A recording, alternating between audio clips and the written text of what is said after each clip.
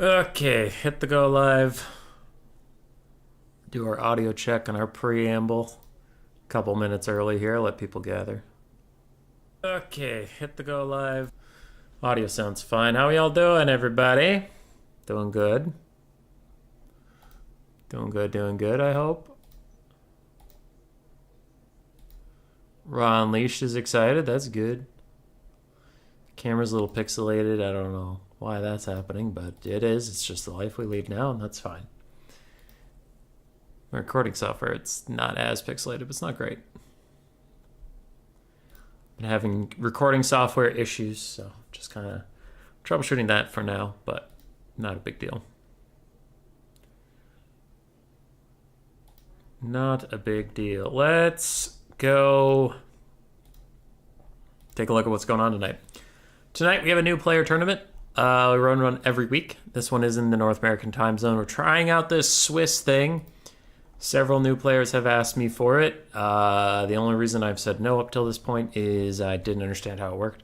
So I messaged Platypus, asked a couple questions, read through how I think it works, looked at some old tournaments for domination that ran on the Swiss format. So we're going to try it tonight. Hopefully it works out. But what we'll do, while we have our last minute of check-in here, there'll be 4 best-of-1 rounds guaranteed. So like Wolf played. Let's say he plays. He loses game 1. Doesn't matter. He loses game 2. Doesn't matter. He loses game 3. Doesn't matter. He loses game 4. Doesn't matter. He got his 4 games in. And then at the end of those 4 rounds, I will look at the people who are highest up. Right? Let's say someone's gone 4-0 and 3 other people have gone 3-1. At the end of the 4 rounds, I'll take those people. I'll put them into semifinal, so the top 4. We'll play 2 semifinal best-of-1s, and then we'll advance to a best-of-3 final to end out the night. So there should be 4 best-of-1s, 2 semifinal best-of-1s, and a best-of-3 on stream tonight. This would give everybody a guaranteed amount of time, because that's what people have been asking for it. I've really been pushing for is it's like, it sucks to prep your whole night for a tournament and then get one go at it, and if you lose the first game, you're just out. So we did double elim, but double elims, I like it for people participation. I don't like it because sometimes are live, go for round 1, best of 1, then report scores. Once all scores reported round 1, then I can make a round 2. Okay. Yeah, the double elim's like good for people getting a second shot and having a bit more fun, but it sucks for me scheduling wise because it takes way longer than a single elim. So this could be a happy medium where people get multiple chances, but also doesn't take 50 goddamn years to finish a tournament. So that could be a problem. Oh, fuck yeah, LeBaked is back?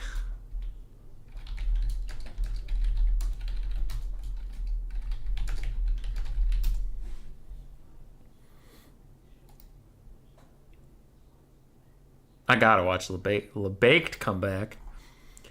Yeah, so we'll try to find 4 best-of-1s over the course of the 4 rounds and spectate different people, since no one will drop out of the tournament until the 4 rounds are over. So we'll just try to spectate 8 different people if possible. So we'll start off with Wolfblade and LeBaked. Looks like we have 9 players today, so the Epic Dwarf gets a bye round the first round, just because I can't control that. 9 people is an odd number.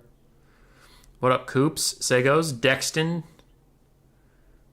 How's the Kemmler campaign? Oh, it's good. I tried to make a video where Kemmler just sat AFK, but I made friends with the Bretonnians next to me, and that was very funny, but then the dwarves killed me because I just sat there and didn't do anything. I was trying for a diplomatic campaign where I literally had no army. I got rid of my army right away. I just had Kemmler standing in a castle, and I tried to diplomacy my way through the campaign. And I made it to turn... What turn am I on? Hold on, how long did I make it with just Kemmler sitting in his castle? Turn 34. I was friends with the Bretonnians, but the dwarves weren't having it, and they came to kick my ass. What up, Tim? Yama, that's perfect, dude. Was gonna say I'd be interested, but oh my, those rules look complicated. The rules sheet. So while I find a game and they do picks and bans, I can go through my normal placating, don't you worry about it thing. It's good to do that every once in a while for new people that pop in and they're like, hey man, this sounds really stupid. Spec slot, please.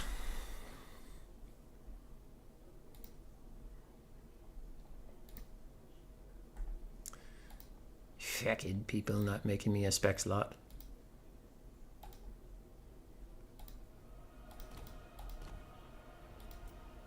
There we go. All right, we're in. So, the rules, the tournament rules. I understand why people would say they're complicated. If there is a criticism, it would be that they're just like, they cover every scenario as best they can for like people that push the rules and stuff, but that can also make it intimidating for a first read. So let's see here. There are 31 pages. 31 pages of rules, it sounds like a lot. The last page is just a thank you. So there's 30 pages. Well, every faction has a cheat sheet. There's 24 factions. So really, there's 6 pages. Because the cheat sheets are just like, if you're playing the Beastmen, you can take 4 dogs. You can take 4 Razor Herds. You could take 5 Ungor Raiders, things like that. Okay. So that leaves us with 6 pages. Well, if you go to the very top, there's a title page. So that leaves us with 5 pages. So it's just 5 pages, including a table of contents and an overview. So it's 4 pages. That would be something I'm not in control of the rules, and the people who work on the rules have their reasons for doing their things, and they work very hard, so I'm not trying to be a shitter. But like, to anybody who complains about like the rules being too long, you have 4 pages to worry about. Now, it still sounds like a lot. Armies must be 400 models. Done. Duplicate unit limits. They are explaining how they got to each price point, which is the same as unit caps for quick battles. So you could have 5 of each of units at this price point in quick battles anyway. Okay, cool. Okay. Flat, each super weapon is limited to 1 per army. It just means you can't take 2 Elemental Bears, or 2 Dread Saurians, or 2 Luminarchs, or 2 Royal Hippogriff Knights. That's all that is. So that was a page right there. Unit categories, again, here is just explaining them, but if you go down to any of the cheat sheets, they're all right there. So you could have 6 360 ranged units, which are like Glade Riders with their bows, or Deepwood Scouts, or Way Watchers, or something. You can have 3 total chariots, things like that. Where were we just at? Okay, so that whole table covers that. 4 total single entities. Single entities are anything that has a model count of 1, because a giant blob of like 8 is not fun for anybody. Range units level is 12 per army. That's fine. Don't duplicate spells or items, because that's boring. If like someone just takes 3 zombie summons for vampire counts, oh boy, that's fun interactive gameplay. Players must attack at all times. Just like have a cannon firing and you're attacking, you're fine. Yeah, those are just examples of things attacking, but this whole page is summarized by be attacking somehow in some way. Be attacking somehow in some way. White line abuse, don't stand next to the white line. Forest abuse, don't stand next to the forest. I rarely run into issues with the rules for people who just like build an army with essentially unit caps on, like just like a quick battle army pretty much. The only real difference is that single entity stuff, because we just don't want giant blobs of single entities. And then just play the game. Like if you don't white line camp or draw a kite or be a general piece of shit, then you're fine. But yeah, it can look complicated. I see that, but it's like this attacking rule thing, you don't need to be doing all of these things. It's like you need to check one of these boxes, and most of these boxes are pretty fucking easy to do. Chasing routing units, you're attacking. Shooting ammunition, you're attacking. This is this is a rule looking out for assholes. Like, not to be too blunt about it, but it's like, if you are not chasing routing units, shooting at anyone, fighting anyone in melee combat, you aren't cyclecharging, you aren't advancing, you aren't repositioning, like, what? Then what are you doing? Nothing? Yeah, that's what the rule is for. The rule is just like, don't do literally nothing. Because like shooting ammunition, boom, you have like a trebuchet and you're shooting ammunition. You have a single archer shooting and you're shooting ammunition. That's all you need to be attacking. Yeah. Anyway, hopefully that was helpful to someone. We have not missed anything. LeBaked just got into the lobby. You haven't missed a gosh darn thing. Do we global ban 2 factions each? Yes. Yes, Ramses. Oh, Orden does. Yeah, well, hopefully that ramble helped a little bit.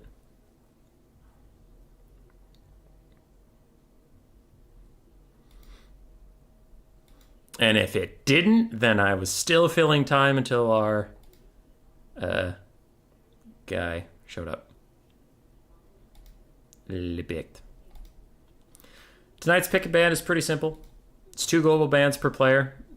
A global ban is just neither player can play this, so it's like, you know, if LeBaked says no Grand Cathay and no Tzeentch, and the other Wolfblade says no Ogres and no Bretonnia, neither player can play Ogre Kingdoms, Tzeentch, Bretonnia, or Grand Cathay. And then it's pick one, ban one. So with those 4 factions in mind, Wolfblade is the top, so he would say like, I'm gonna play Greenskins, I ban Tomb Kings. And then LeBaked can pick any remaining faction into the Greenskins.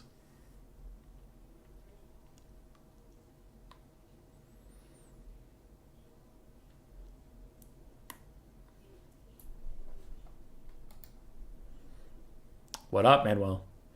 Also, are those always one type battle? Can be either regular battle or checkpoint battles? Regular battle or checkpoint battles? The tournaments I host are always land battles, so they're like outside of settlements, not domination, just like a relatively flat field, and you both load up an army and fight each other, and whoever army is still alive at the end wins. The more straightforward variant.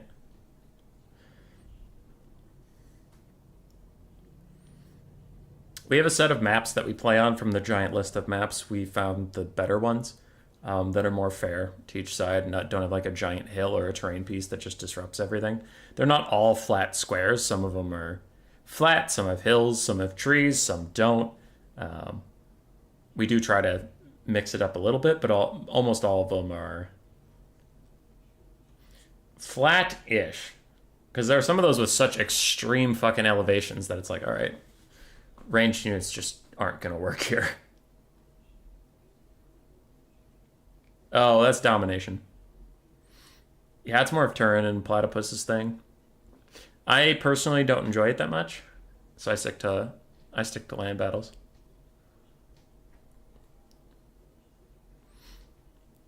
If you need a link to Turin's Discord, if somehow you're not in Turin's Discord, but you somehow found my channel, we can post it here if you don't have it already.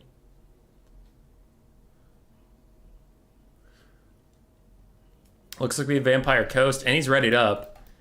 And Wolfblade is building a Grand Cathay army. I gave you 4 global bans, and still Grand Cathay gets through.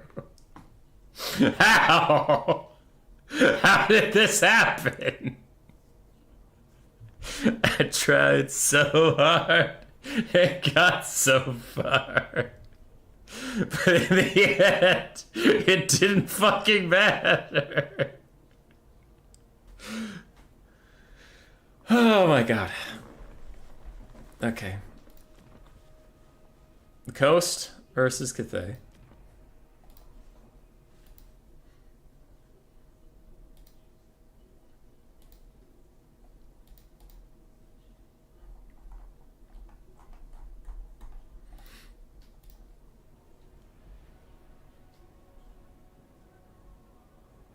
Someone Vermin League tried to global ban your Slanesh coops? That's fucked up. That's fucked up. It's not allowed. Shut it down. Tell him to stop.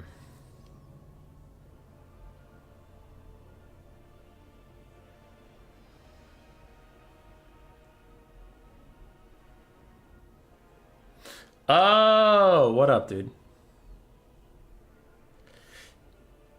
Yeah. Yeah, I remember that. I forwarded it to the CA people I talked to and to the content creator Discord.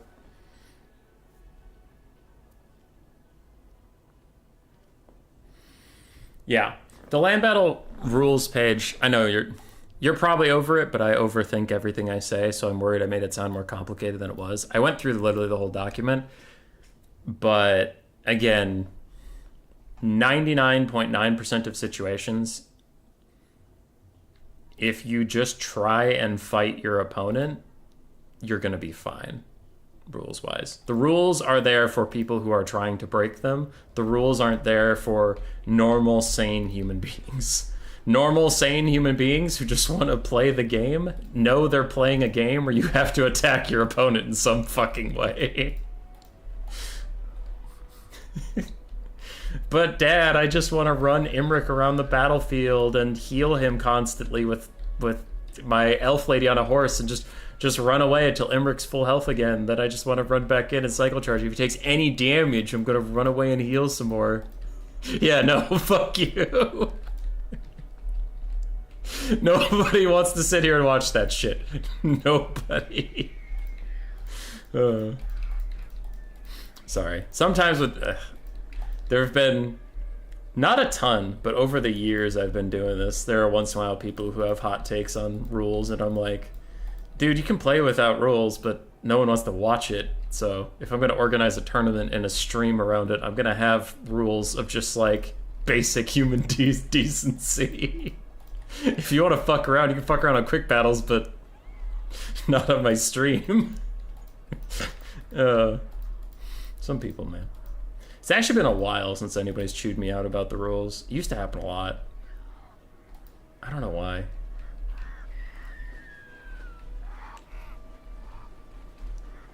Mostly the Viking.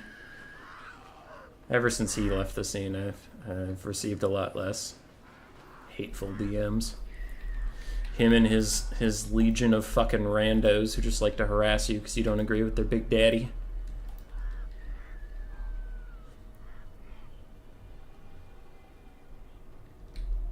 Orindiz, nice.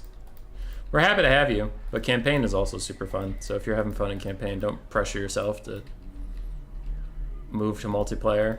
I mean, like, you can try it, but if you don't like it, then, I mean, the campaign is the main mode. I played campaign for 4 years before I tried multiplayer. But we'd be happy to have you. Enough stalling. Let's do this. What are we dealing with? Cathay, of course. 3 Onyx Scromen, one of which is the Empress Scromen, the Regiment of Renown with their bomb drop.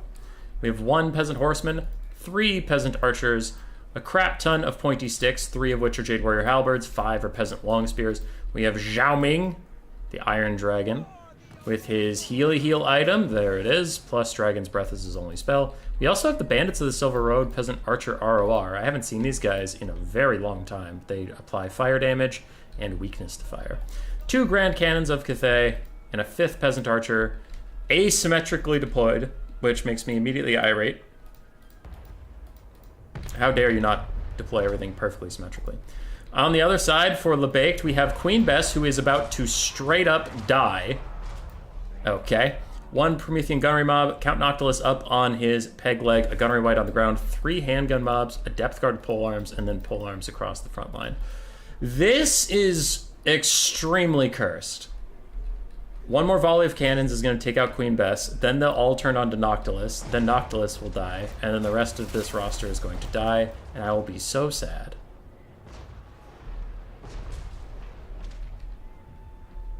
Orin, super fair, man. And Queen Bess is gone! I mean, she still has her crew, but without a giant cannon, then what's the point? Nocti Noct is trying to counter fire. Getting a little bit of damage, but... I don't think the cannons have noticed yet that Queen Bess, the actual cannon model, is dead. And they should be shooting at Noctilus. There they go. They're switching on to him now.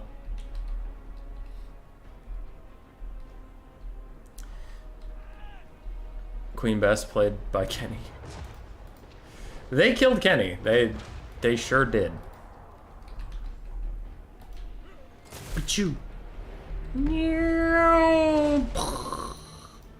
Oh, were they aiming at those dead guys? Because they sure hit those dead guys. But those guys were already dead. I saw it.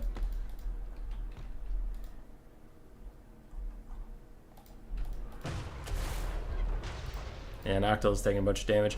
I appreciate a good artillery duel, but one does not simply artillery duel with Cathay. Cathay has by far the best artillery in the game. Which is fair and balanced, because at least the rest of the roster sucks ass. What's that? What's that? The rest of the roster's also the best at everything? Well, that's a fucking shame. Noctilus down to half HP. It's cursed. He's gonna try and heal himself up. The rest of the coast is gonna start moving up now. Though I have also run into this situation as the coast. What do you do when you can't outshoot Cathay, and you can't outfight Cathay, and you just lose to Cathay? I ban Cathay. Cathay is my global ban now. I feel like I can handle Tzeentch way more than Cathay. I fucking hate fighting against Cathay. They make me so sad. It's like, ah, goody. All your units are better than mine.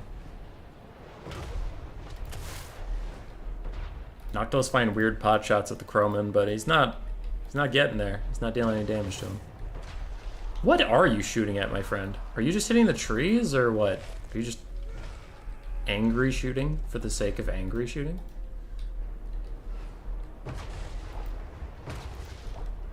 Noctilus gets behind the trees, and that has saved him, like, literally nothing as he continues to get fucking belted by these cannons. The crabs are also running for the trees. Ah, I wish all artillery was good, not just these fucks. Artillery is my favorite unit type, for anybody who didn't know. It actually is. I was a very big Warp Lightning cannon enjoyer. Used to play dwarves for their cannons. Played Empire with 3 to 4 cannons. I love artillery. And in Game 3 they struggle, which makes me so sad, but not Cathay's. Cathay's artillery is very much alive and well. Coasts are starting to get into range, to send their polearms forward, but honestly the Peasant Longspears will probably beat the Deckhand mob polearms. I don't know what they're gonna do to actually get through this. The handgun mobs are really helping out though, that's nice. Wow, they're doing a lot of damage. Go handgun buffs, go. Is that a Pit of Shades? Noctilus checking out a quick Pit of Shades. Looks like the halberds are mostly gonna walk through it. Still taking some damage though. These handgun mobs doing great. In comes the Crowman. Maybe the best unit that they got in their DLC, to everyone's surprise. I didn't think the Crowman would be the thing we'd be talking about, but they are incredibly good. And landing right on top of those handgun mobs, they're doing insane DPS. Noctilus is about to die. Healing himself up, but his healing cap's already within sight, and there's only so far to go. Polearm's trying to get through, but both cannons still at full 4 out of 4 firing capacity. And Noctilus is starting to crumble. And when he's crumbling, he can't cast Invocation to hack on himself, so he is just flat out doomed. And the coast without their caster, without Queen Bess, they are down 5,500 to 1,300 damage value. Handgun mob getting eaten alive by the Onyx Crowman too. And they disintegrate away. That zombie mob is a summon with 12 seconds left to live.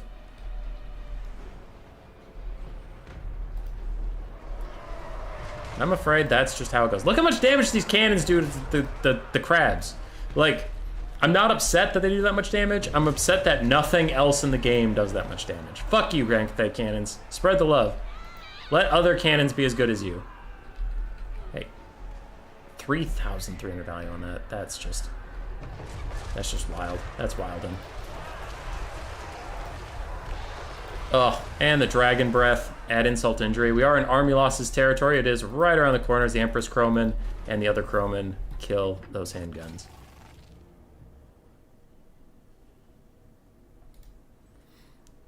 Benjamin Sun, maybe, but I have heard a lot of Turin's Discord talking about Grand Cathay needing nerfs, so they might have overbuffed them to the point that the domination people realized how fucking ridiculous they are. I think one of the bigger problems is that they made those Jet Lions provide harmony for melee units, so that now you don't have to get a Peasant Archer all the way to a point to get the melee bonus. You just run a Jet Lion up there, and all of a sudden all your stats are god tier, and domination people realize that that's kind of fucked up. Cannons between the two of them got 5,600 value, which is a lot. That's GG.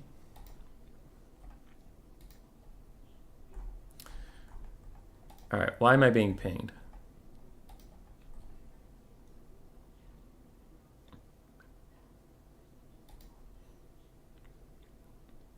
Remember when my artillery outran your Titan? We don't talk about the dark times. Our Titans are so silly. So Father Ram and Guillaume are still fighting. At least I don't have results from them just yet. And when I have results, I can update this bracket thingy. This here. So we know this game's over. Lord Buttchin defeated Dr. Nerd round 1. Sunny Fan defeated Raw Unleashed.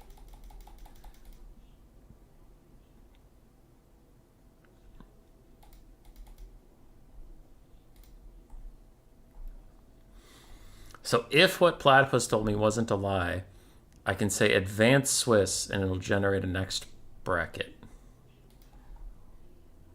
But it'll mark anything that's not done yet as a tie. So I don't want to click that till these guys actually have results in.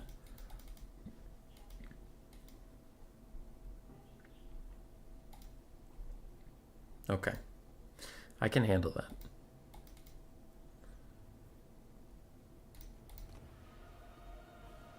He said while not handling it. Not at all.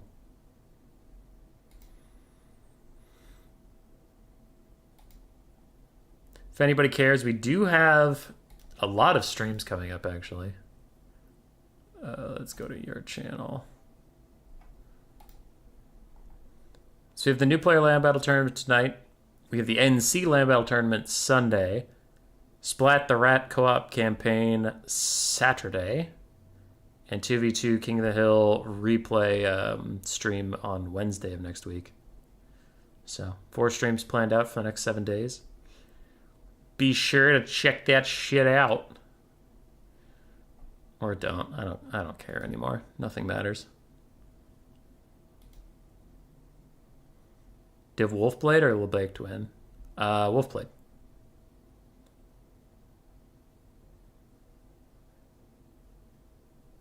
How pay to win is the new DLC? If you're playing the 3 factions involved, it's pretty pay to win, especially for Kislev and Cathay because of the Kroban. Tzeentch got a little better, but Tzeentch is already good without it.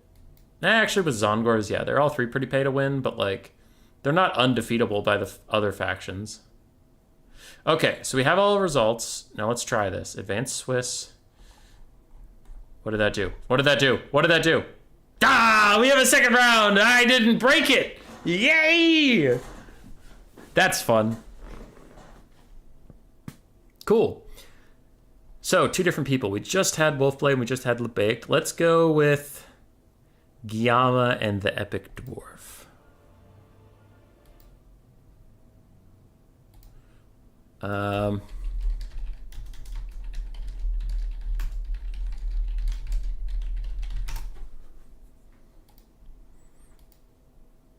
Cool.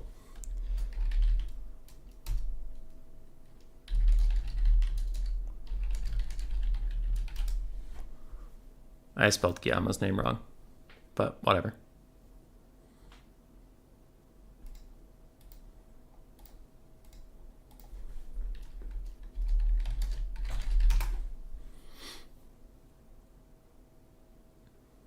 Uh-oh. Raw is sad.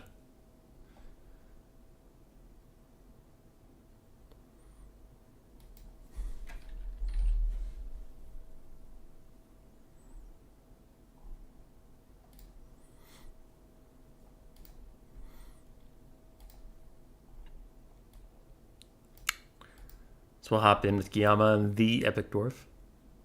Hey, Zero.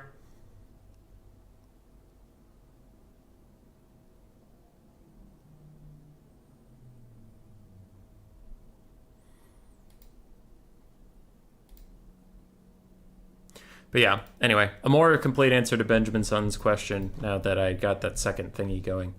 But if you're not playing Tzeentch, like, Tzeentch still has bad matchups, even with their DLC. Skaven are fine into them.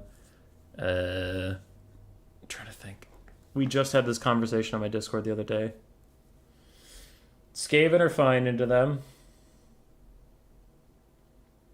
Empire's fine into them.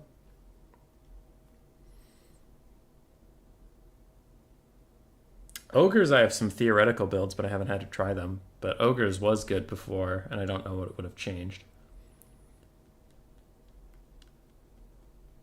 Bretonnia is still good into Tzeentch. Because the two elements you need is you need strong armor-piercing mobility, or strong anti-large mobility, either.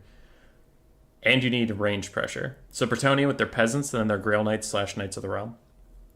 You're fine. Your front line doesn't matter as much. Tzeentch is going to get through it, regardless of what you do, but you do need to shoot them and punish them for trying to get through it. Shooting the Mutalith Vortex Beast, shooting the Zongor, shooting stuff like that. And then Tzeentch's mobility is still not amazing. It exists, but it's not amazing. Like, Chaos Knights of Tzeentch are strong, but they're not armor-piercing, so if they're versus, like, Grail Knights will dumpster them. Demigod Knights with Halberds will trade pretty well into them. Things like that. So if you can protect your range from enemy mobility with better mobility, and then kite with your range, Tzeentch can still have some troubles, but they're a very strong faction. So I would say it is pay to win if you're playing the factions that got the DLC, but if you didn't, I mean, they all still have bad matchups in the factions you already possess, so they're counterable. Kislev doesn't feel particularly OP. They're annoying, but they don't feel super mega busted. I still have several factions that do fine to Kislev. Cathay, again, feels mega busted, but that is much less from the DLC and more just from their faction identity. Crowmen are super annoying, and they have made things better for Cathay, for sure, but the main problems with Cathay were already fucking there. Harmony, one of the few rosters with working ranged units in the game. Really good Lord selection, really good magic selection, really good artillery, decent cavalry, really good flying units. It's like, yeah, okay. Overtuned factions be overtuned.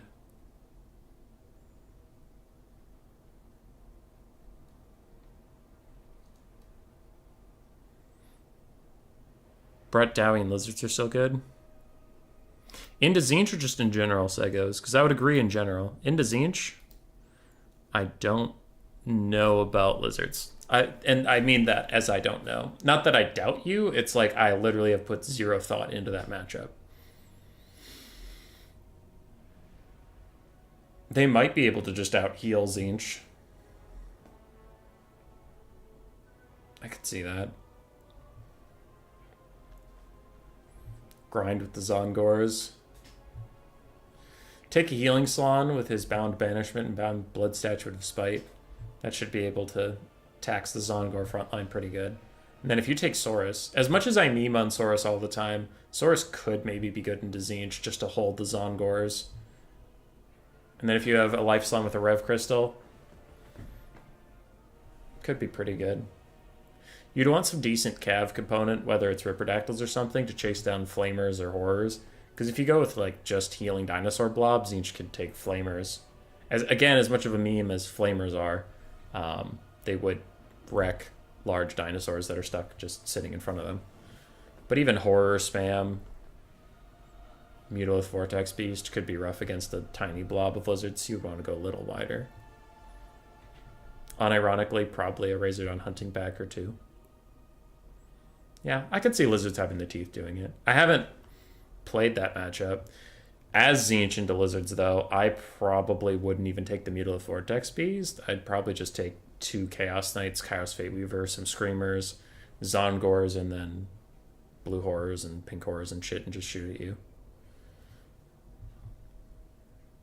I could see it being an okay matchup. Where it's just, and by okay, I mean like, yeah, both sides can do something. Neither side feels particularly disadvantaged. Would you be down for an internal tourney thing this weekend? Maybe, if it's not during the campaign stream that you and I are both partaking in, Lamb Sauce. Yeah, I mentioned our streams coming up, but we have a co-op campaign stream this Saturday. Should be one and done. I am going to be playing as Tzeentch Craventail, and then I've invited some of our Patreon members to co-op campaign with me, and their entire objective is to kill Tzeentch one time. Doesn't matter if my army beats them, if they kill Tzeentch, I lose. And then they're playing as Skarsnik. Yes, Skarsnik, Queek, Imrik right now. Maybe Drazov and maybe Thorgrim Grudgebearer. Those are the last 2 options that I gave them. We have one player that's a maybe right now. But I'll essentially be surrounded. And little Tzeentch will do his best to survive for as long as he can. I'm hoping it's not too short, but I was aiming to make a campaign stream that didn't need a part 2 or a part 3 or a part 5.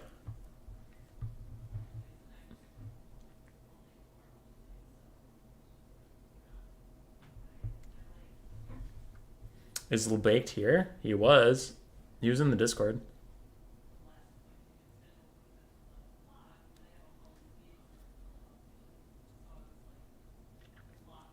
I'm sorry, Samrick. Rat Boy been hitting the gym lately? I'm hitting the gym 5 days a week, every week for the last 14 years. Wait, when was I a freshman in high school? For the last 15 years.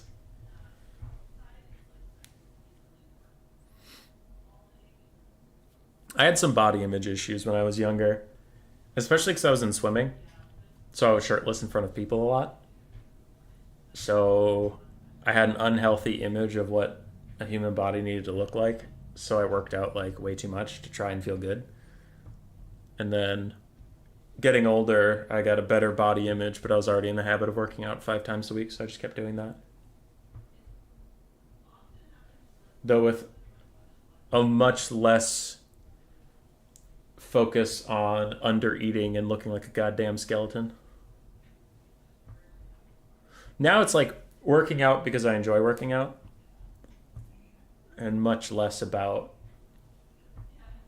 trying to impress people, you know? Because when you're like 14, 15 and whatever, it's just like, oh, everybody's looking at me. They're all judging me. Then you realize that everyone thinks everyone's looking at them, so nobody's looking at anybody and nobody gives a shit. Nobody gives a single shit. And you should just, like, you should do what's good for you. No, don't be an asshole about it. Like, don't fuck with other people because it makes you happy. But I meant, like, wear shit you want to wear. Do what you want to do. Don't try to vicariously make everybody happy, because no one cares. Took me too long to figure that out.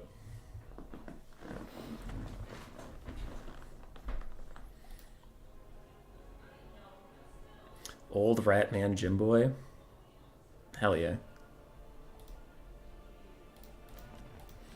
Looks like we have the Empire versus Tzeentch. I gave you 4 global bans. 4! How? In the first 2 games of the stream, have we had a Tzeentch game and a Grand Cathay game? What are you banning? What are you banning? My global bans are Slaanesh, Demons of Chaos, Slaanesh again, and Norska. What? Fucking Grand Cathay and Tzeentch got through? What is this? Obviously, people can do whatever they want. I do find it funny, though, that the two S tier factions made it to our first 2 games.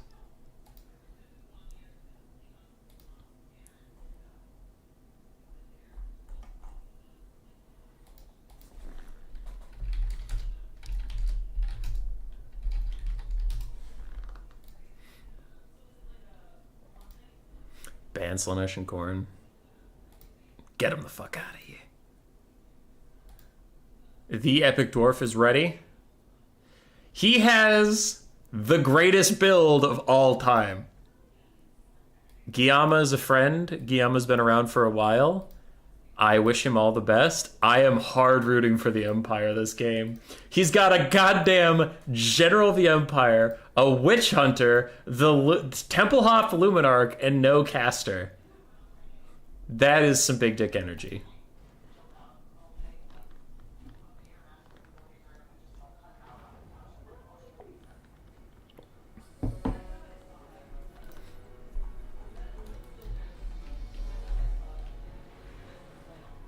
I hope it works out for him. When I see that build, I immediately get very concerned, especially the no mage part. There are some people who play no mages and they micro really well and they just don't understand like how valuable mages are, or they just don't care and they're memeing or something. And then there's people that don't take mages and move like one unit per minute, and I'm hoping he is the first of those two. People morally trust one another to not pick broken factions, so they banned A tiers instead. They were lied to. I wonder if the General of the Empire is going to be up on his Griffin or if he's going to be on like horseback or some shit. I don't know. Witch Hunters, he's probably not worth it, but into the demonic factions is his best case scenario for maybe paying for himself. Because Accusation, his debuff thing, reduces physical resistance, which you know all demonic units are going to have. But he's still not very good. Wait, where did this water come from? There's a river here?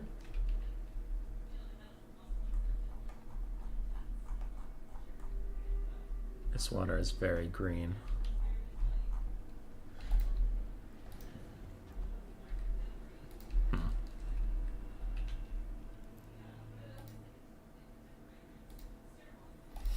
Alright. For Tzeentch, we have a mixed front line of Marauders and Zongors. We do have 1 Chaos Knight of Tzeentch, the Severed Claw Aspiring Champion ROR, 2 Blue Horrors, 1 Pink Horror, 2 Chaos Furies of Tzeentch, Kairos Fate Weaver with Blue Fire and Regrowth, and then a Mutalith Vortex Beast. This is a very strong, cookie cutter Tzeentch build. If you took this in quick battles and you didn't know who you were fighting against, like didn't know what faction, this would be pretty solid. So, really do like it. Good stuff from Guillaume. Clearly did his homework. Even though I haven't seen him in a while, so I presumed he wasn't playing. Clearly, he's been up to date. Anyone seen Wei in a battle yet? No. I still miss Wei. It's been a while. He used to pop in all the time. On the Empire side, we have Halberdiers. Halberdiers, great swords, and then some spearmen. A very elite front line as far as Empire goes. Then we have crossbowmen mixed with handgunners.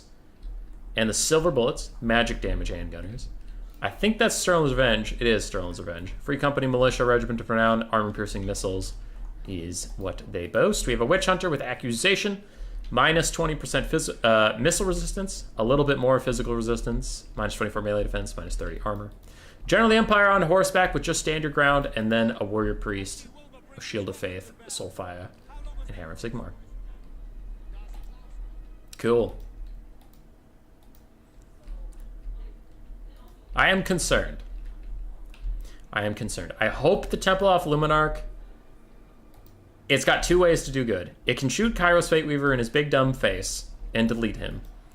Or if Guillaume's on top of his shit and dodges, it can shoot the Mutalith Vortex Beast and get pretty much guaranteed value. I don't think that thing's going to be dodging well enough. We'll see. He is fast. 66 speed. You'll have to use that net of his. Oh, if Guillaume gets into range and the Templehof Luminarch just nets him down, and then like the silver bullets and other handgunners can tee off onto him, Kairos is gonna die. And he doesn't. Ooh, he didn't take his ward save. Oh, my friend. You might die for the first time in the history of Total War Warhammer 3. Kairos Fate Weaver might get fucked. I hate this guy. I hate Kairos so much. Is there a cap on barrier healing? No. No, but it hardly ever matters. Most units on Tzeentch's roster just get stuck into a fight and never get their barriers back, to be honest. Kairos is one of the very few slippery bastards that does. Armies are set up. They should be getting started soon. And as I said that, it goes. Alright, Temple off Luminarch. Who is your first target? Currently, it's moving around.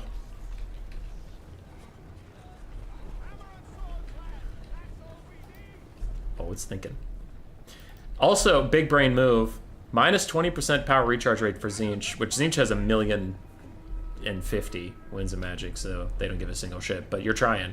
And then, the Aura of Protection, 10% damage resistance is going to be constant, because with no mage, you can't disable it.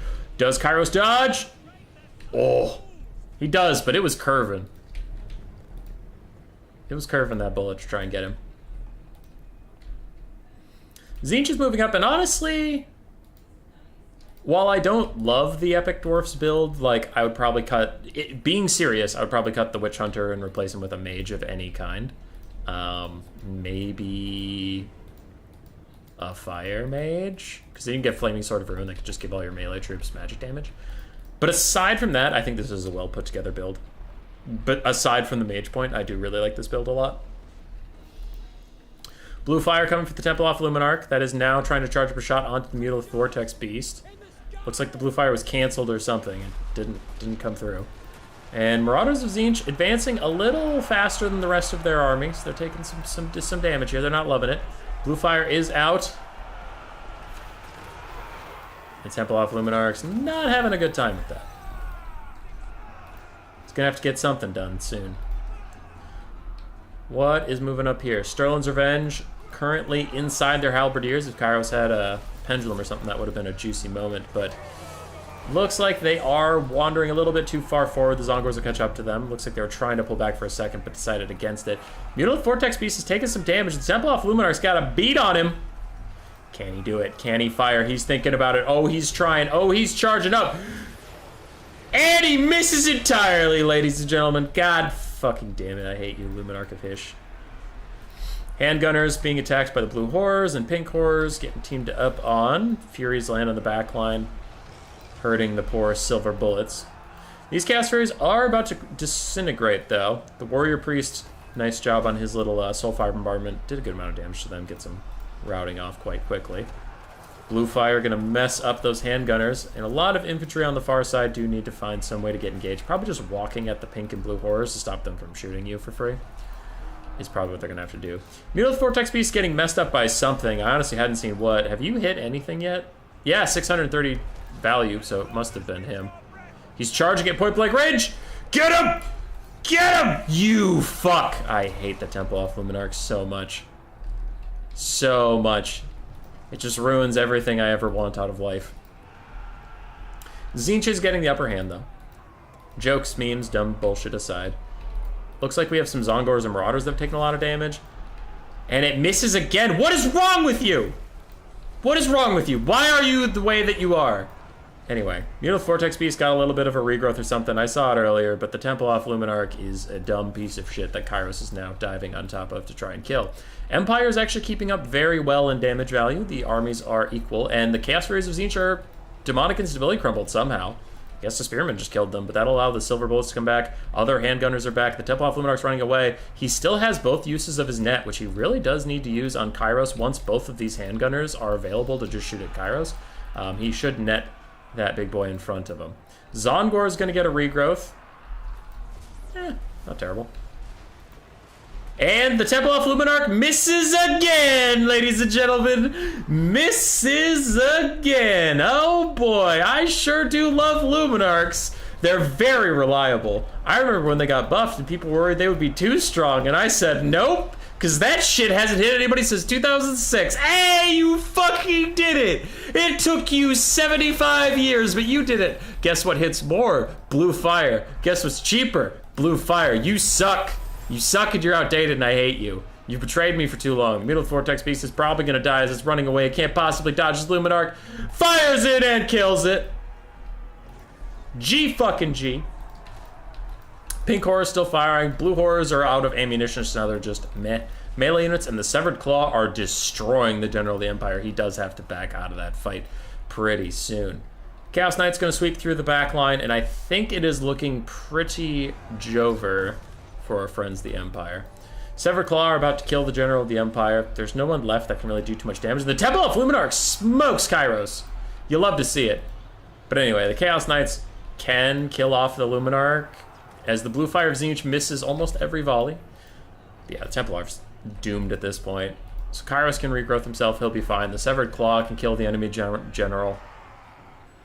And that'll just be GG. We even have some Marauders of Tzeentch that are just forgotten in the forest, and they don't matter. Nothing matters. I thought the Luminarch got better. It got better. Still not great.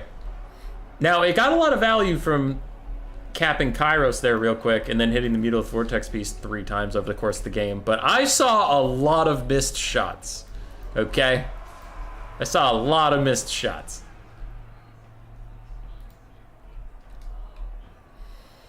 I'm trying to see for an Empire win in this game. How can it happen? Blue Horrors are going to crumble away. I don't know what kills the Severed Claw, Kairos, and a full health Chaos Knight, though. Luminarch's back! Luminarch! Can he do it? He's charging. He's charging. He's charging. Kairos is on the ground. He's vulnerable. He's vulnerable! It hits him in the face! He has 97 leadership somehow. He's down to 29. Oh, he's taken so low by that, but he's probably just going to regrowth his way out of it. Luminarch's charging up again. Oh, those Chaos Knights are fucking up. They didn't take him down. They didn't take down the Chad, the boy! He fires a Kairos who got up into the air, so the Luminarch is going to miss that one. That one's not even the Luminarch's fault. He just got up at, like, a perfect time. More handgunners getting run off and stuff.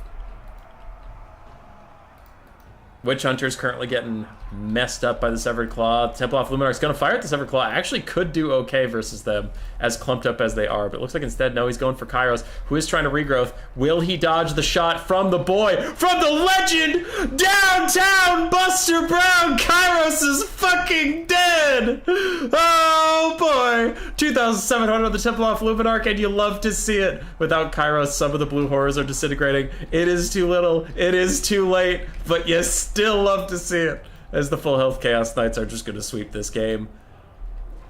There's nothing on the map that can resist them at all. Hell, the Bolt of Change is even going to take him out. Bam! It was fun while it lasted. Fucking got him. Empire is actually up on damage value as they lose this game.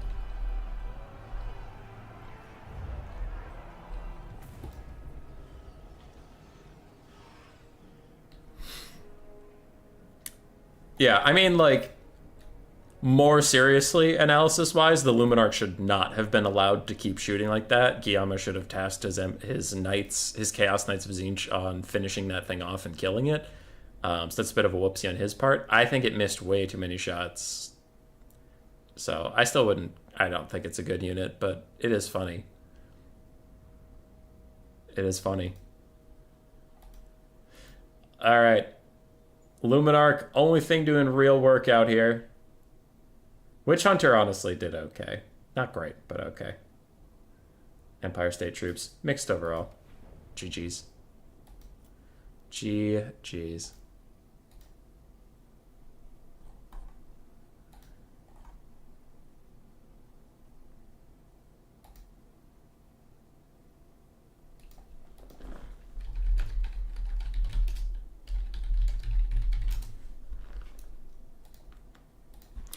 All right, pop you over to the bracket.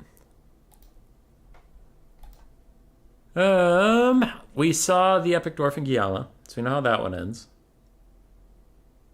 Lord Buttchin and Wolfblade and then LeBaked and Dr. Nerd. I know Dr. Nerd was having trouble finding LeBaked. Hopefully they resolved that issue. Hopefully.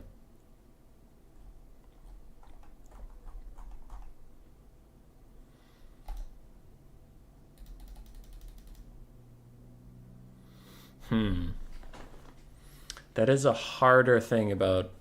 So I'm trying the Swiss stuff for the first time. Hard thing about the Swiss is, like, when everybody starts a best of one at the same time, which is fine, when you're casting one, if the one you're casting isn't the last one to finish, you do have some awkward wait time. Because in a normal bracket, I can message somebody ahead of time and be like, hey, wait for stream when you get your opponent. So I can kind of, like, set something up. But with this, I can't because we're all just waiting. Also don't know why Guillaume and the Epic Dwarf went up 1, but Lord Butchin and Wolfblade are above them still at 0-0.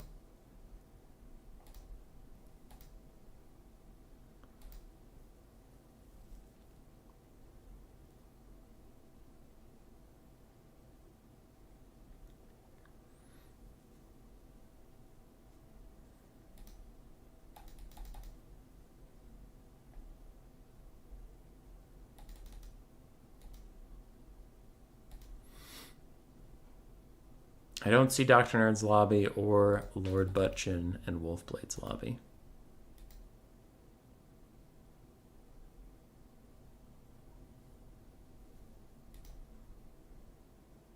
That last shot was actually kind of magical. Because Kairos was not moving in a straight line at that point. He was dodged around and still smoked him. And then it missed the Mutal Vortex Beast, who was walking in a straight line. So...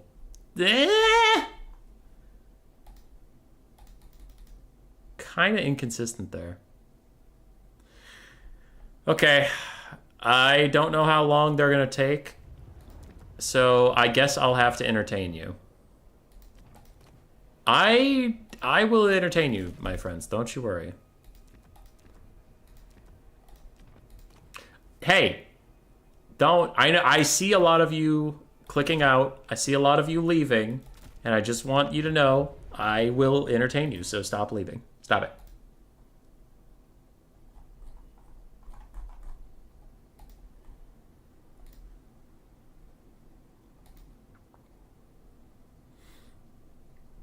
Father Ramsey 1v1 me, bro. Don't you have an opponent?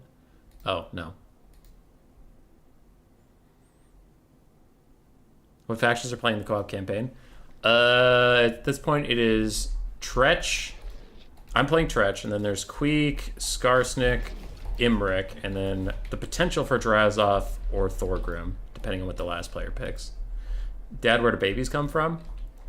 The Jabber Scythe. Cutting the priest for a wizard. You could, Will.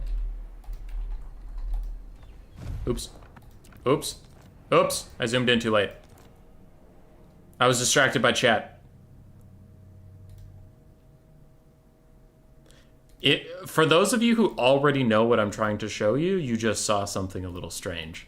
But for those of you who don't know, you're very confused why I just reset.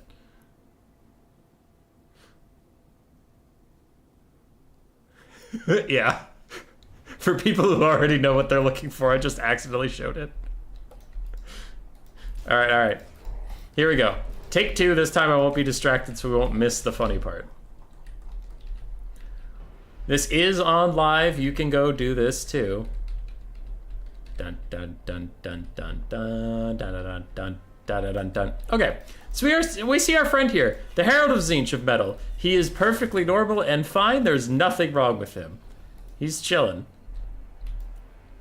And the Jabber Scythe is just going to interact with him nicely.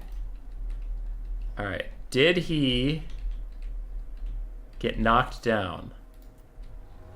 No. So he is fine.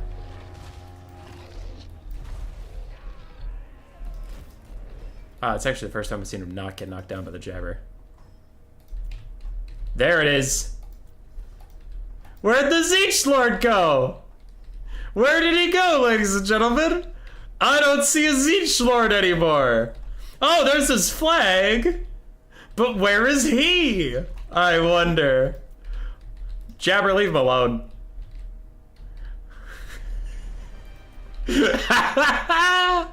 He's just fucking gone. He can still shoot at me. He's just invisible. He's there. I can even attack him back. I can beat his ass. I just can't see him. So, Bjorn discovered, VOD's Bjorn, was fighting somebody with the Herald of Tzeentch on foot, and a dwarf cannon shot him, and then his lord disappeared, and he thought that was really strange, so he sent me the replay.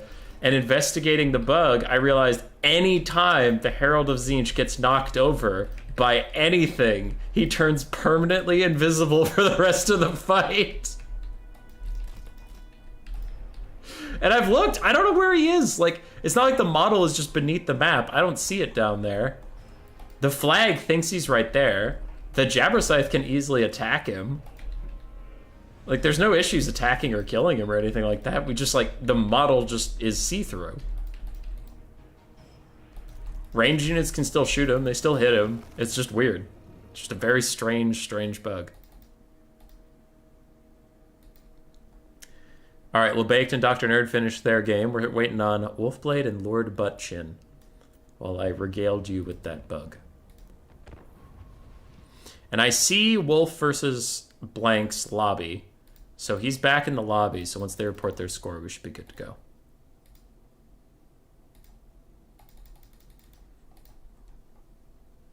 I brought you with me, yes? Yes.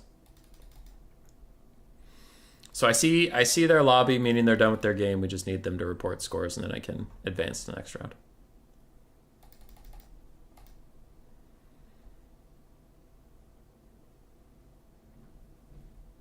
Oh, we're an upside, dude.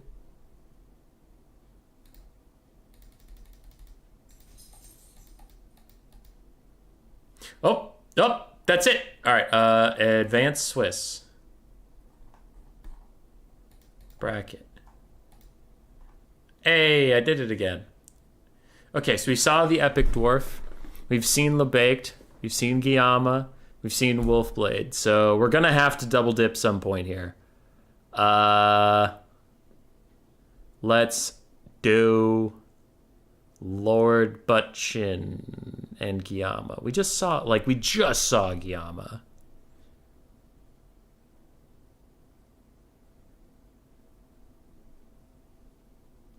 Oh, this is hard.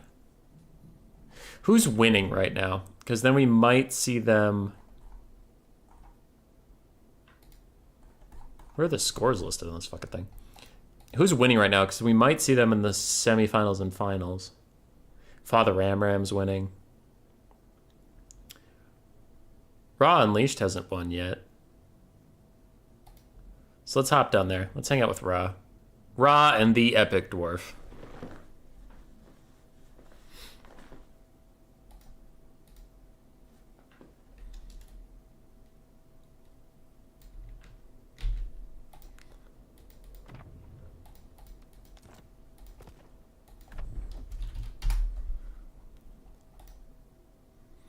Okay.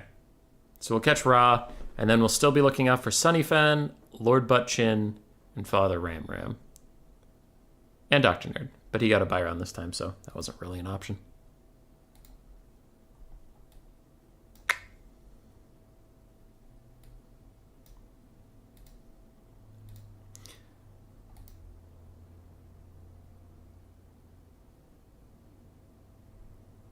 I vote Lebaked.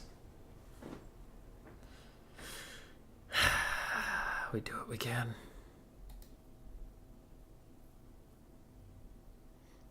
We do what we can.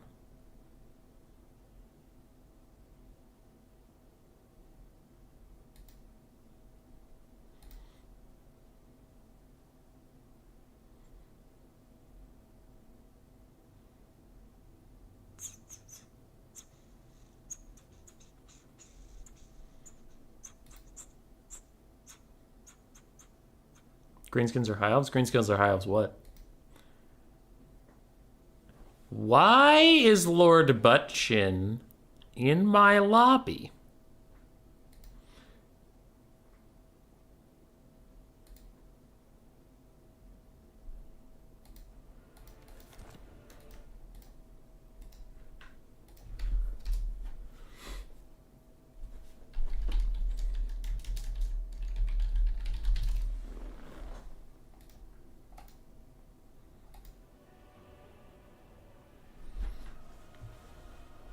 Greenskins is pretty obvious. Unless you're talking about Ra. Ra's probably going to play High Elves. Lord Butchin, it was a misinput? I don't know. I think that's illegal. Croissants or bagels? On versatility alone, bagels. Because bagels can do a lot. Croissants are just croissants. I've had a croissant sandwich. Not a fan. Not a fan at all. Not my bag. Hot garbage. Croissants are like a dessert. Because they're just buttery. Right? They're buttery. They're fried. Bagels, man. You made bagel sandwiches. Get some lunch meats. Get some cheeses. Melt the cheeses in there. A little bit of mustard on that bad boy. Some spinach. Oh, so good. Or slap some peanut butter. Toast it. Slap some peanut butter on there. Boom. You got breakfast. You could have breakfast with peanut butter or jam. You could have lunch with a bagel Sammy. And then for dinner, you could throw a bagel in the oven. Leave it there for way too long with some garlic and some Parmesan cheese on it. Get it nice and like really crispy. And then you have garlic bread. Nice and easy for some pasta. Dip it in the pasta sauce. Oh, perfect. Perfect. Croissants? The fuck you gonna do? You're gonna have a croissant for breakfast. For lunch, you're gonna cut a croissant in half and put some shit on it to make a sandwich. It's gonna taste terrible. And for dinner, you're gonna put 2 croissants on a plate and you're gonna just cry. You're gonna just cry because there's no one around. It's just you eating croissants in the dark alone. All right? It's bullshit. 3 votes for greenskins? No, 3 votes for bagels.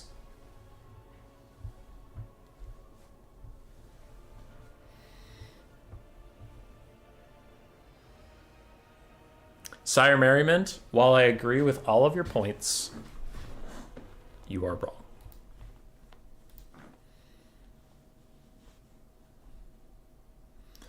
The Epic Dwarf band Cathay. He's my new favorite player of all time. Raw Unleashed band Tzeentch. We're doing it. We're doing it, lads.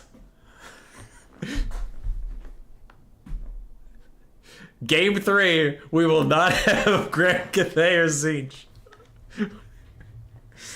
This is the real shit.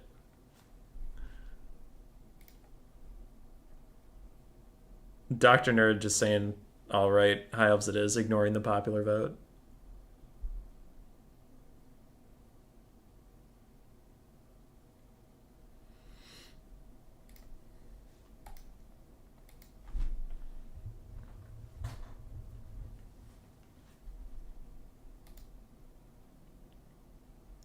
Where's Longboy?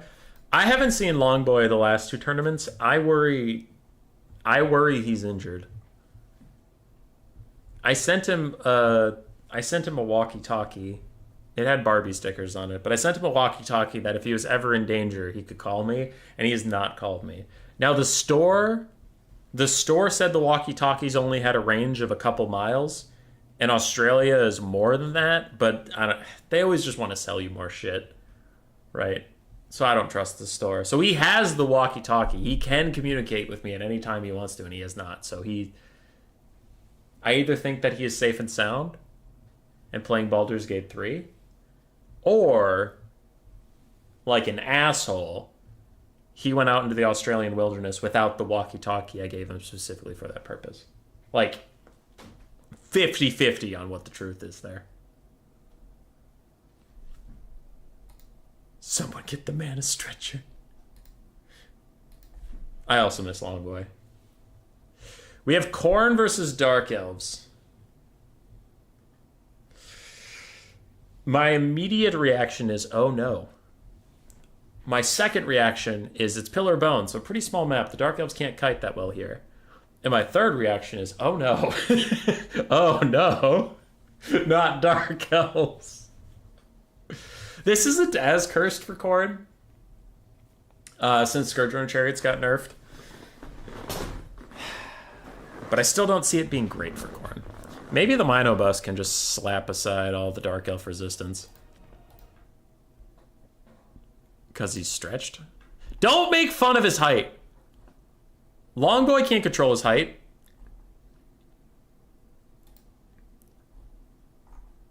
Just because he's long doesn't mean he doesn't have feelings. His feelings are just long.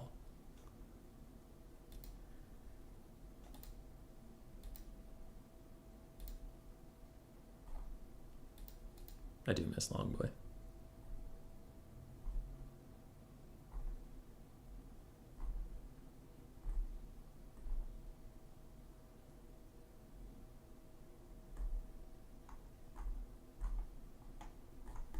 I'm checking on my clan chat, and Raw Unleashed is talking some mad shit to my other clan members.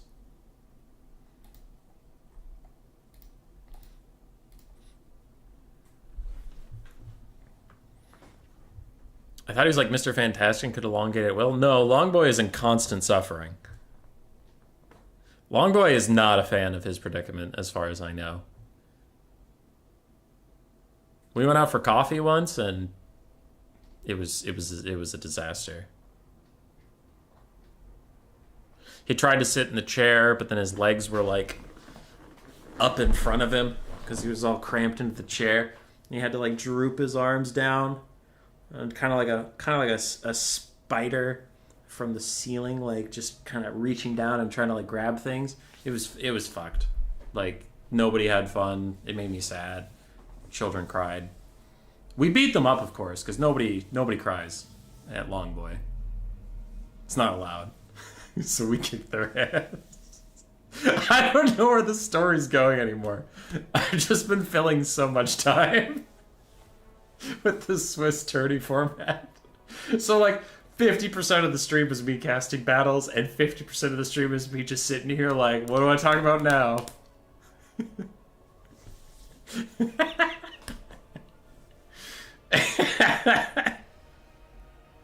The comments of the stream are just going to be like, why do you do this? Why do you just turn on the stream and talk about random bullshit for 2 hours on a Wednesday night?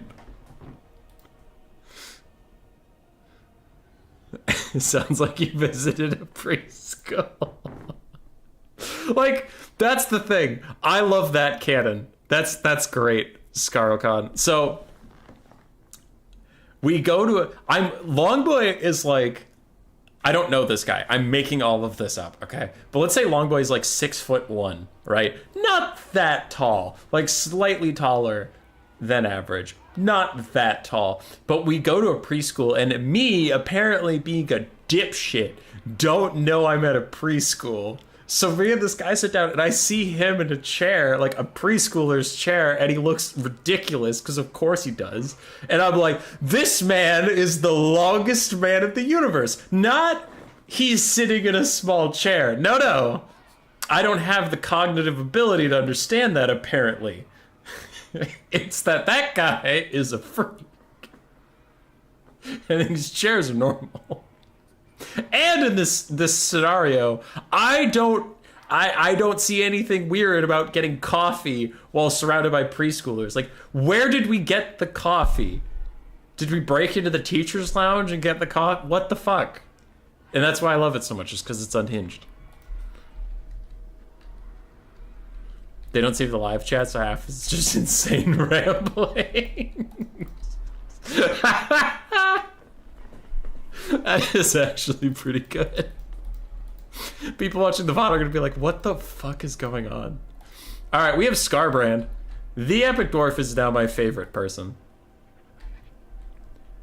It's just great. I love Scarbrand. He's my favorite Khorne Lord. He is not the best Khorne Lord, but he is my favorite. What else do we have here? Is that 2 Chaos Knights? Yeah, 2 Chaos Knights of Khorne, 2 Marauder Horsemen throwing axes. We have a bunch of dogs. Some Flesh Hounds, some Chaos Warhounds mixed in there. The Flesh Hounds are the Hounds of the Blood Hunt, Flesh Hound Regiment of Renown. And then for the front line, we have Chaos Warriors and Marauders of Khorne. One of the Marauders has dual weapons. And of course, Scarbrand with his AoE Rampage ability. That could actually be quite nice against Marathi. If she ever lands and takes significant damage, you can Rampage her. On the other side, for the Dark Elves of Ra Unleashed, we have Cold One Knights and Cold One Tread Knights. 2 Cold One Knights. We have the Witch Elves Regiment of Renown, is just singing Doom with their Rampage and Terror. We do have the Ravens Herald Repeater Crossbow Cav in the Sky, Crows of Cain, Regiment of Renown Harpies. 3 Dark Shards, one of which is the Bolt Fiends, and then a front line of Bleak Swords and Dread Spears. The Raven's Herald's repeater crossbows could get a lot of damage out as long as they don't get Throwing Axed, and if they don't get Rampaged. If they get Rampaged, they should go to the ground, but I'm not sure if that is working correctly.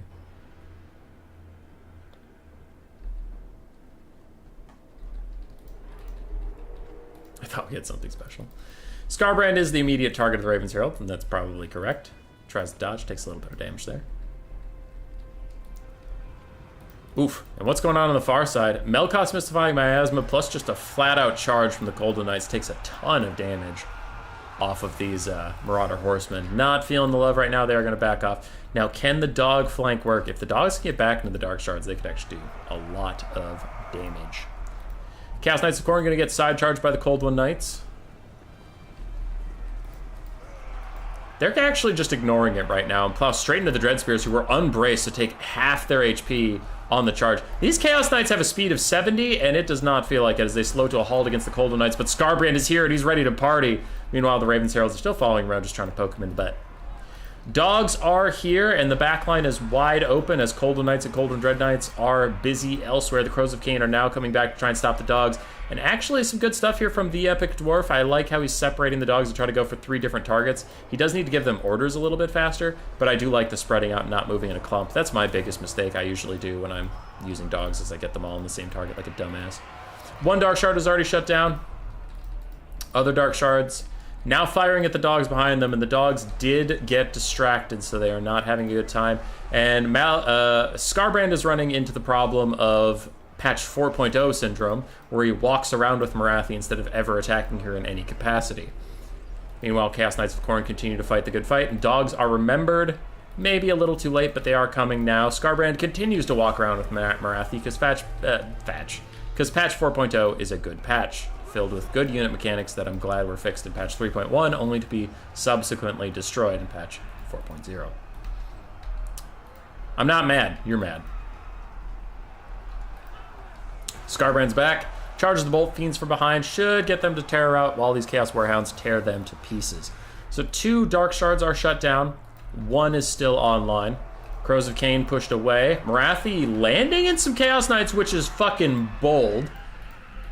And the Brutes, ooh, the Hounds of the Blood Hunt and the Chaos Knights doing work on the Cold One Knights over here. Meanwhile, in the distance, Marauder Horsemen and Khorne throwing axes, both of them were leading the Cold One Knights on a merry chase, and Khorne's actually up on damage value, so good for them. Their front line is mixed. Oh, is that a fucking Sword of Khorne? You bet it is! Sword of Khorne! Last Dark Shard is fucking dead. No way you don't shatter. You and your friends just got hit with a sword from space. You shatter. Yes, you do. You shatter. Assholes. All right. Wrathy Melkoths, those Chaos Knights, and she gets some Chaos Warhounds to rout. The Dark Knights are holding on for now. Cold One Knights, whatever. Dark Elf Knights. Everybody's a dark thing in this game, so it's hard. Murderous Prowess / Mastery is going to wear off soon. Scarbrand's trying to catch Morathi. We all saw how well that went for him earlier, and it looks like it's going about as well the second time. But this time, she actually more legitimately just got away. Sometimes that happens. Scarbrand rampages himself into Witch Elves. He's still being shot at by the Raven's Herald. 3 volleys left on them. Honestly, they should be able to finish off Scarbrand. I don't think Scarbrand will have a meaningful impact on the rest of this game. What will have a meaningful impact is all the cavalry left and the heavily armored Chaos Warriors. Morathi, do you have Pit of Shades? Nope, just Melkoth's Soul Stealer. Alright, that tracks. Witch Elves getting torn apart. Raven's Herald still firing at Scarbrand, who's taking it like a champ. We'll give him that. He is doing his goddamn best. And so are the mobility elements that came to help him out. Sister Singing Doom getting torn to pieces. Chaos Knights going to terror out. Hounds of the Blood Hunt will go nowhere. They're a demonic unit. They don't fear shit. Scarbrand continues to hold on. Raven's Heralds are gone. The guaranteed free DPS onto our boy Scarbrand is gone. And some Chaos Warhounds of Khorne could be chasing off units right now, but it looks like they have been forgotten. Crows of Cain also get a free charge on the Chaos Warhounds. A little bit of a whoopsie here from the Khorne player, as some of his routed units do need to be rallied. But it is a new player tournament. We don't expect everyone to be like Chosen One and Alfredino, remembering all their units, bringing them back as soon as possible. Chaos Warriors fighting Morathi and the Ravens Heralds. They should be fine with that proposition. Sister Singing Doom somehow not routing. There we go. And Scarbrand holding on is huge for Khorne. It just allows Don't go into the Soul Stealer. Oh, sick MLG dodge! My boy dodged it. Anyway, just keeping that leadership up is really good, especially for how many dog units are still out there. Hey, got the Chaos Warhounds moving. They are killing some stuff. Fleshhound soon to die off. Scarbrand charges straight into Coldwind Red Knights, doesn't give a single shit. And by that I mean he takes 300 damage in the first second of this interaction. He is so close to Monica's Bloody Crumbling. Swing, you dumb bastard! Swing! What is wrong with you? Don't T-pose on them at a time like this. He starts swinging. He starts dealing real damage, but he's so close to Monica's Bloody Crumbling. Hold on, Scarbrand.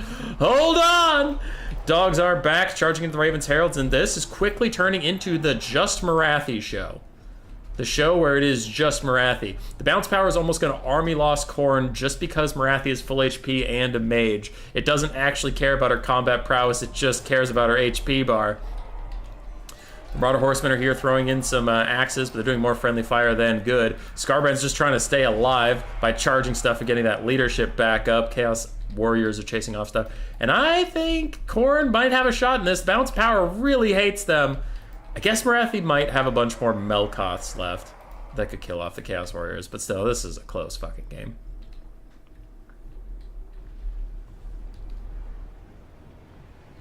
Scarbrand is confused by the strange feelings he has towards Morathi. His brain is telling him to smash, but he's having trouble understanding why he's not using his axe. Well done. Well done, I liked that. Marauder Horsemen just plow straight through. The Dread Spears will rout them off in no time. Downhill charge from the Chaos Knights. Coldwind Knights, but they don't get any damage out. The Coldwind Dread Knights and other Coldwind Knights charging more Chaos Warriors. The Chaos Warriors will fight to the last man. So apparently will the Coldwind Cavalry. Nothing matters. Scarbrand gets nearby. Both those guys shatter. Bounce power continues to get worse for Khorne. Somehow another Melkoth is going to hit the cavalry. The Chaos Warriors group up. They're ready to kill some Dread Spears. Morathi gets a rear charge onto Scarbrand, but she hits, and he starts to Monica's Bloody Crumbling. Horn of Khorne is popped for him. He starts slapping. He starts swinging, and he tries to rampage her, but he dies off. Without him, army losses hits, and Morathi alone carried that balance of power. Very good game. Very, very good game. Morathi, 2,000 value. Coldwind Knights and Coldwind Dread Knights mixed, like, you know, this one didn't pay for itself, but the other ones did perfectly fine. Very well. Raven's Herald did great. Dark Shards all got shut down very, very swiftly. The infantry also mostly got massacred, so did the Crows of Cain. On the other side, Scarbrand had serious troubles picking Morathi. If that 4.0 bug wasn't here and that early catch he got on Morathi had turned into anything at all, maybe this game would have been different, but with the current state of things where people just walk next to other people instead of attacking them, it makes Scarbrand even more of a fucking joke than he always is, and it makes me horribly sad. Chaos Warriors did great. Chaos Knights did overall pretty well. Marauder Horsemen with their throwing axes did fine. And the dogs, the only dog that didn't pay for itself and more is the one that was entirely forgotten and then routed off the map, so a bit of a whoops there, but the other ones did fantastically. Khorne forgot a caster. I have never heard that joke before in my life.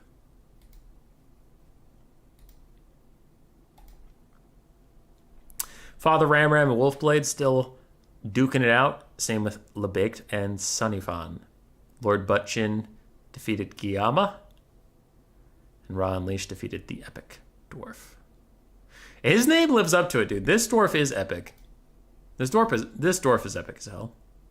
I'm a big fan. We've watched 2 of his games. Both of them were fucking bangers.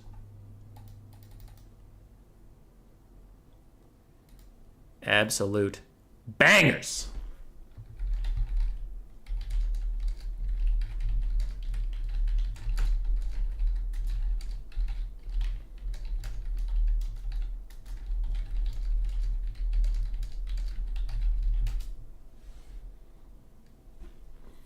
Bangers.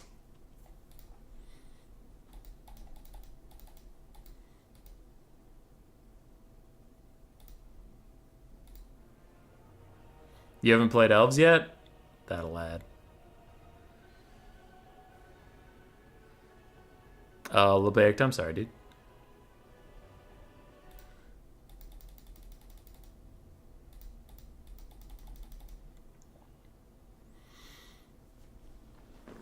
Now we are just waiting on the Father Ram and the Wolf Blade.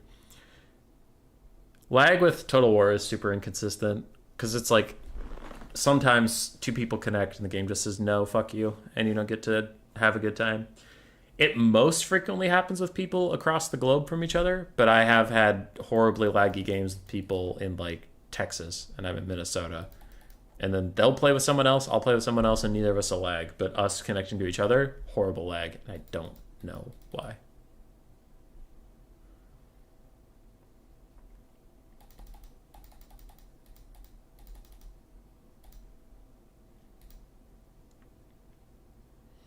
Question for you, boy. Other people's opinions will matter, however. Oh, so only Warden and the Fat Guy units or a meme high elf build. Wouldn't most of the Warden and the Paunch units be a meme build? What did the Warden and the Paunch give you? Altharian, Silverin Guard, the Omen of Assyrian? I feel like I'm missing one. Was it another chariot that no one uses because they suck? Wolfblade's lobby reappeared, so they'll be reporting their score in a second. We can start the final round.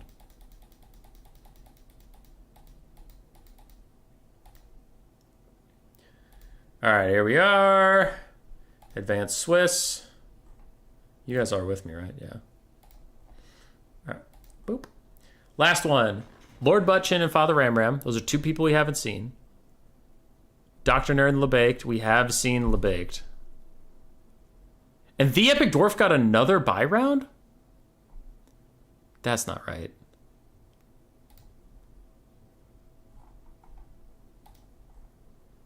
Why? No! Stop it!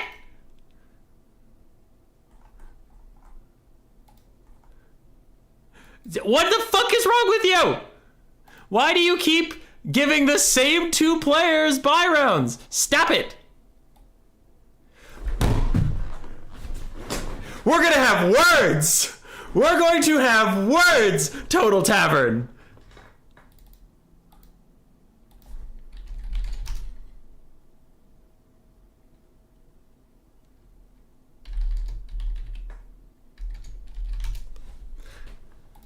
No, they don't get another fucking buy round. Stop it.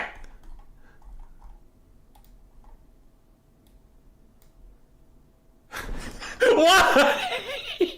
Why do you hate the Epic Dwarf so much?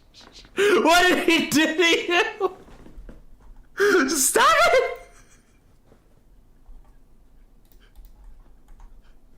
it. No! Stop! He can't just have buy rounds! He can't just have buy rounds! Stop! Stop doing this!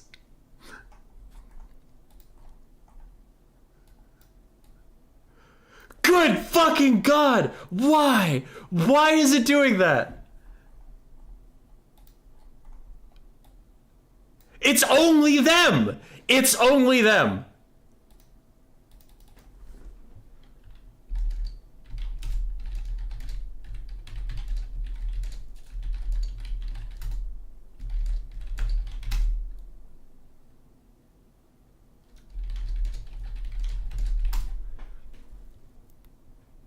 Okay, so, like, we can't. Because he gets fucked over. And why you might be like, why shouldn't he have two buy rounds? Just get on with it. Like, because he gets fucked over. With the possibility of 4 points, having a buy round at all is bad for you. Because the maximum you can get is 3. But if he has 2 buy rounds, his maximum possible points is 2. And that's just dumb and bullshit. I will try one more time. And if it puts him in a buy round again, that's just, something's just broken. Yeah, it fucking hates those two.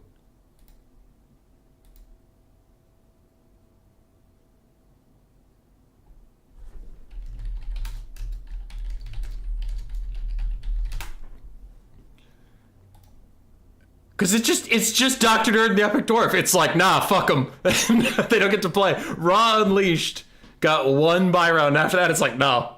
These two can go straight to hell. Okay. Father Ram, Lord Buttchin. That's fine. Sunnyfan and Guillaume. So let's go back. Have Sunnyfan and Guillaume fought already? No. Okay, so that's fine. Father Ram, Lord Buttchin's fine. Wolfblade and Raw Unleashed, have they fought already? Wolfblade. He has not fought Father Raw Unleashed, and Raw Unleashed already got a bye round. LeBaked and the Epic Dwarf, have those two fought yet? I don't think so. We've seen both of the Epic Dwarf's games. Okay, so I like all these matchups. I am going to roll a dice.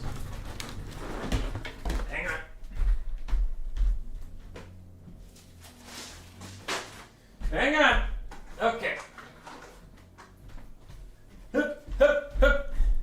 Father Ram, Lord Buttchin, and Sunnyfan. One of you is getting a bye round. 1 and 2 is Father Ram. Lord Buttchin is 3 and 4, and Sunnyfan is 5 and 6. 3. All right, Lord Buttchin gets the bye round. Okay. Sounds good. And I'll have to do the points math manually, but it's fine because it's the last round. All right, what do I got? So, Father, fight, Nerd.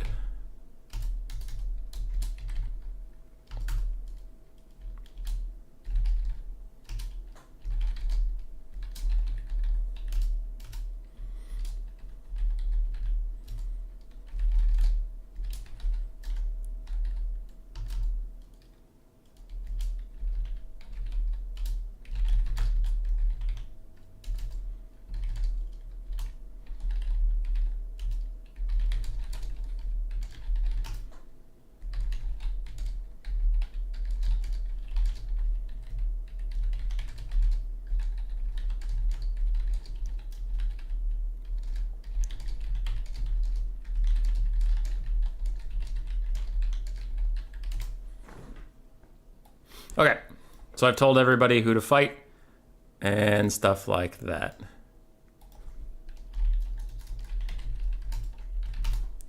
We'll fight, not fight, we'll spectate Father Ram and Dr. Nerd, since he transferred out with Lord Buttchin.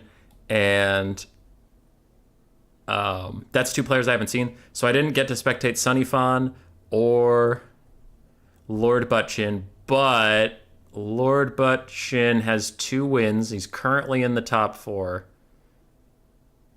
So he might make it.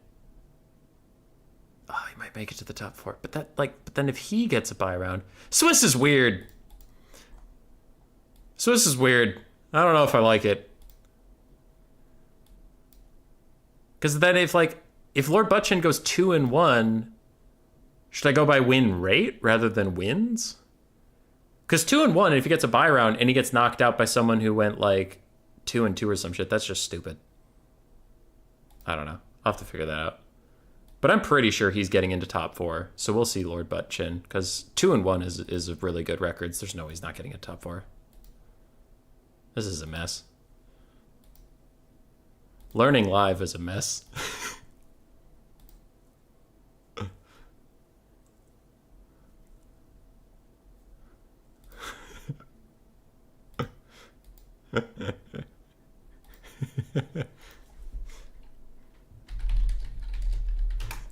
Yeah. So he got a bye round, but he is for sure getting into top 4.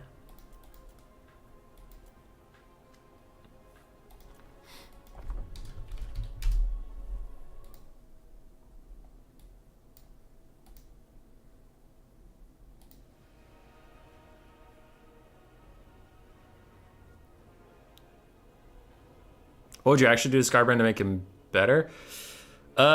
Cheaper, and I would give his ability that scales with kills. You need to way downsize the kills you need to ramp that thing up.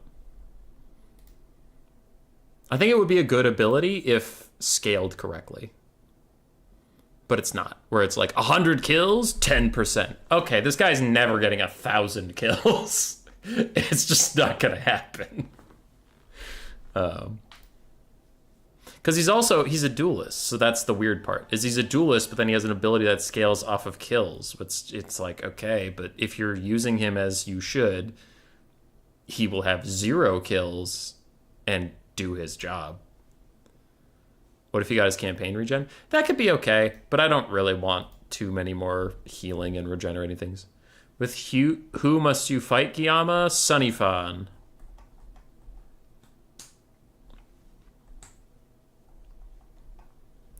Sunnyfan.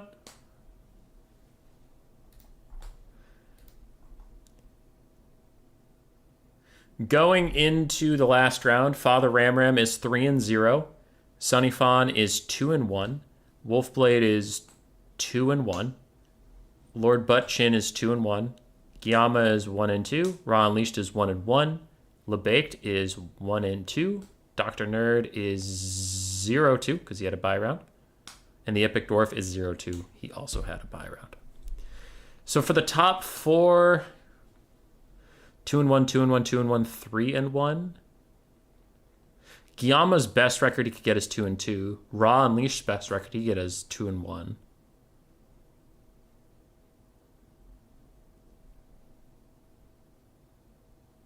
Okay, this could get a little spicy.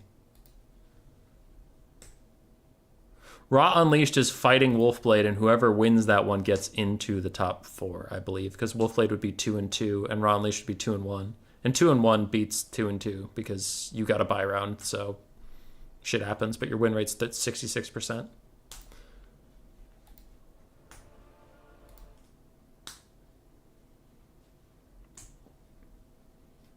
Tzeentch and Ogre Kingdoms, Grand Cathay, and Dark Elves have been global banned. Father Ramsey repping the Skaven better than I ever could. This man right here is in the faction where he's our representative for Skaven kind. And I need to check to see how he's doing over there. Because the faction war has had a lot of games completed. Still waiting on a side of the bracket to finish up so I can stream it. But I'm on the Vampire Coast, living my best life.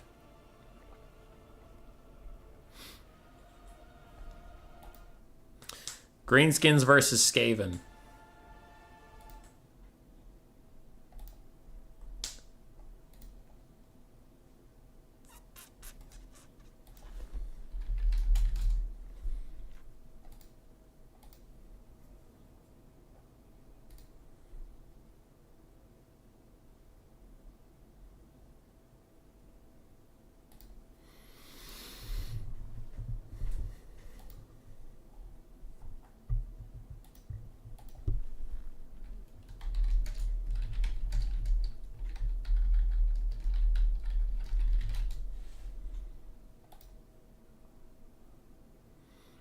Let's go, Ratty Boys. Lord Buttchin's rooting for. Fair. That's pretty pog. That, in fact, is poggy woggy, as Murphalurf would say.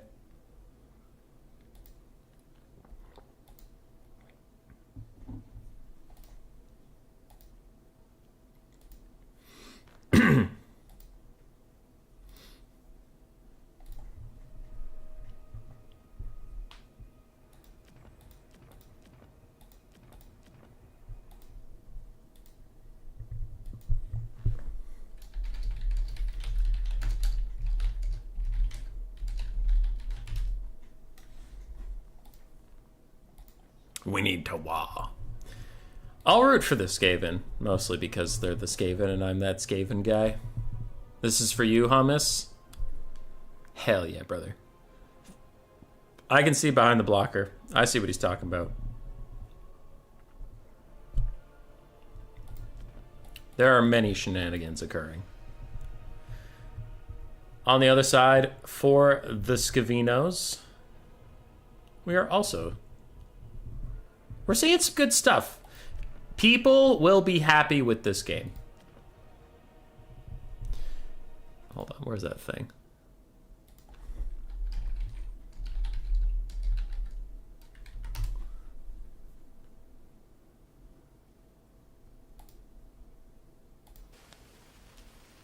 castle. House offers all cut in the evening, as they do in the morning. You're gonna like the way you look. I guarantee it. That one. That's how I feel about this game. Dr. Nerdgash is ready. The Skaven have 40 gold left. They are trying to figure out how to spend.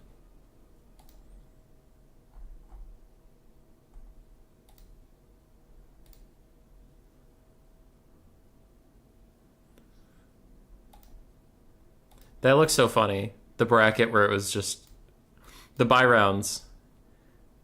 According to Total Tavern, the buy rounds were The Epic Dwarf, Raw Unleashed, Dr. Nerd, The Epic Dwarf, The Epic Dwarf, Dr. Nerd, Dr. Nerd, The Epic Dwarf, The Epic Dwarf, The Epic Dwarf, Dr. Nerd, Dr. Nerd, and Dr. Nerd. Working as intended.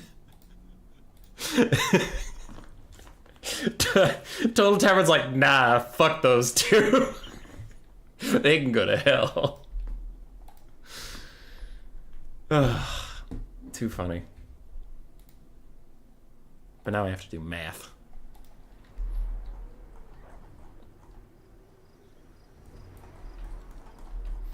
Dun, dun, dun, dun.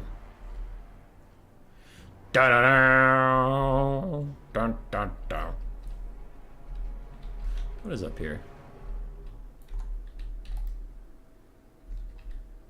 Am I being stupid, or is that the Itza symbol?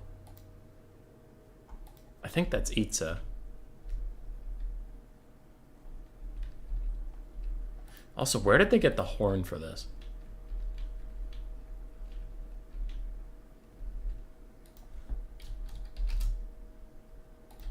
It's working as intended, but those two aren't certainly are playing as intended.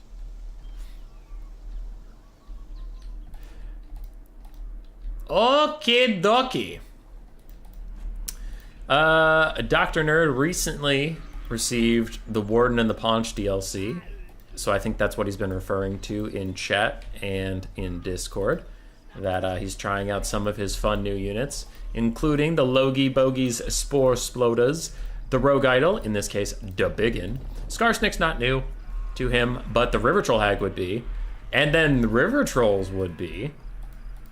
River Trolls, the Swamp Things, ROR, Skarsnik, a bunch of Goblins in the front line, and then the Night Goblin Regiment were down to 8 Peak Loons. Hold on. The Warden and the Paunch, how many units did that have? You had River Trolls, Rogue Idol, River Troll Hag, Ground the Paunch, all of the Pump Wagons, but since it's just variants, let's just say one. They had Stone Trolls, right? That's 6 units. And if you count all the Pump Wagon variants, it's 8. That's kind of nutty. That was a lot of units in that DLC. And the Rogue Idol. I forget if I said it or not, but yeah. Damn, that was a big DLC for the Greenskins. Okay.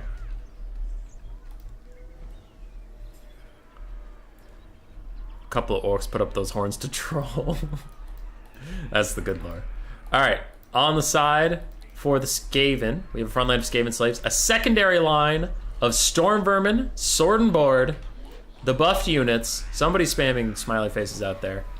And then we have Clan Rats of Spears, a bunch of Poison Globes, looks like 3 of those bad boys, 4 Rat Ogres, a Packmaster, and Lord Skrulk. Alright, I joined in the spam for a little bit, but now it's gone. I have been liking people sneaking in Storm Vermin. They're decent. For 950, they're decent. I wouldn't call them good, but I wouldn't call them bad. They're fine. I think they're in a fine spot. I don't think I would want them nerfed any further. I don't think I would want them buffed any further, because I don't really want Storm Vermin to be super good. It's just not the Skaven identity. Storm Vermin, in all the stories that Storm Vermin are in, Storm Vermin are a joke. Like, they just... People hype up how good they are, and then they suck and die, and that's kind of the point. Lord Stinky! There's also 2 Wolf Rats. I did miss those until just now. Wolf Rats for Father Ram Ram charging in, trying to fight the Logie Bogie Spore Splodas, who just Spore Sploded all over their own guys, and it actually hurt them, which is kind of interesting. Storm Vermin get destroyed by the Spitting Loons! That's half health! Ow! Don't do that, Night Goblins, you dicks! Anyway, dogs and Skaven slaves trying to fight on the front lines. Really not going that great for them as the River Trolls are counter-charging. But Rat Ogres are moving up, Globes are moving up, so things will get better soon, hopefully. As a nasty volley takes out the Night Goblins. And they've probably taken enough damage now that they can't use their spin anymore. Also, never overcast the breath attack, Pestilent Breath, because I believe overcasting it just increases the duration of the poison debuff. I don't think it actually increases the damage. Could be misremembering that, but I'm pretty sure. Rat Ogres colliding with River Trolls and Goblins. Stormverm are going to hold on this side for a little bit, but overall I think the melee fight will be more favorable for the Greenskins without interference. Now that interference is coming in the form of Skrull getting a massive Rod of Corruption down on all these River Trolls is going to rout them off, especially with his Contamination. -10 leadership for anything he touches. One of my big concerns is somewhere out there there's a Rogue Idol. There he is. And that's why I think the melee fight will overall go to the Greenskins, because that Rogue Idol is going to be unmatched in melee combat. Scarsnick's Fermented Fungi is going to rampage the Packmaster into a bad situation, fighting both Scarsnick and River Troll Hag. Thankfully for him, there are some Storm Vermin helping him out, but I think those Storm Vermin aren't going to help as much as he would like, as the big boy with the big hands coming in! Boom! Huge hits. Packmaster's down to half HP. Rampage wears off, and his leadership might as well. He could easily run away from the situation, like all the River Troll Hags are. And damage values are close. Skaven are up by about 1,000. Swamp Thing's running off. Other River Trolls fighting to the death for now. Their leadership will falter. If that Packmaster joins the fight, they'll tear out and run away. They will have to use their regeneration to try and come back in this game. Already we have some River Trolls coming back on the fringes. I'm a little concerned about the Skaven's ability to deal with the Rogue Idol. I guess Globes actually do decent damage when they focus fire at a big target like him, so maybe they'll be okay. But it can be tough to take out that big boy. Globes just chucking in here, trying to damage the poor River Troll. Big clap onto Skrulk, and it cancels his summon all at the same time. He's going to have to watch out. He does not want to get attacked by that Rogue Idol anymore. Dogs trying to rout the River Trolls, and they just might. Getting a better surround onto those guys. If they can lower their leadership enough, they will get rid of the Trolls and chase them off the map. More Trolls getting chased around. Skaven do have to reform ranks a little bit as the Biggin's just kicking Skrulk's ass. Skrull has to be a little more careful. Globes throwing into a big pile of Greenskins. It's their rallied units all ending up right next to each other, so the Globes are just deleting them at the moment. But again, I would point out, I'm concerned this might be a Rogue Idol carry angle as he continues to just plod after Skrull. River Troll Hag is routed. Skarsnick is almost on his way out as well. Stormvermin are just bad Marauder champions. True, and I'm okay with that. Like, Skaven having bad elite infantry is perfectly fine.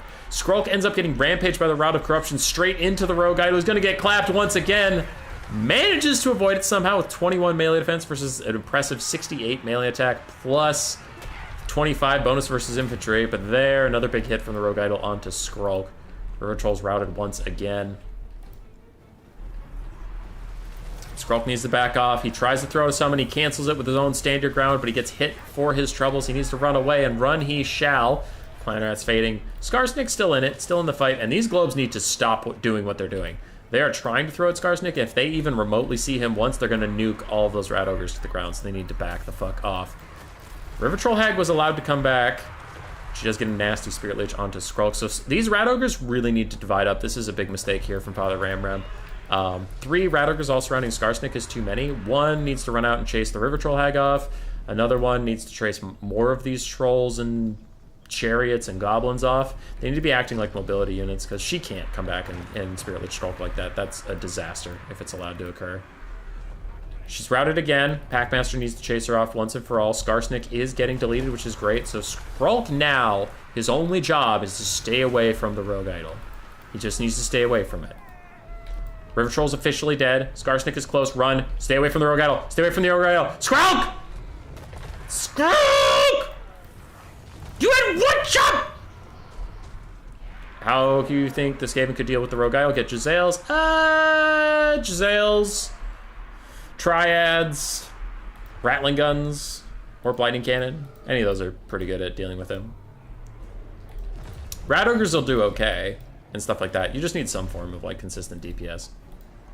Alright, most of the Greenskins have shattered. Skrulk should rally. Should. And if he rallies, the Skaven will be fine. Should. The Swamp Things are out here causing terror, being a bit of a menace. We have a Storm Vermin, half HP, that could rejoin the fight soon. Globes are getting good damage onto the Rogue Idol. They're nuking their own guys a little bit, but I don't think it's too bad. Especially because something's got to deal damage to the Rogue Idols. The Packmaster takes a nasty shot to the face, and he does rout. Without him, the Rat Ogres might also go. Skrulk continues to run away. And if Skrulk routs off the map, the Skaven might be fucked. Like, I know the balance of power is Terabad right now, but like without Skrulk, I could see the rest of the Skaven just chain routing into oblivion. Army losses hits, that is great for the Skaven, because the Swamp Things were actually chilling. They could have done a lot of damage, but it's not going to be allowed. Skrulk is still routing.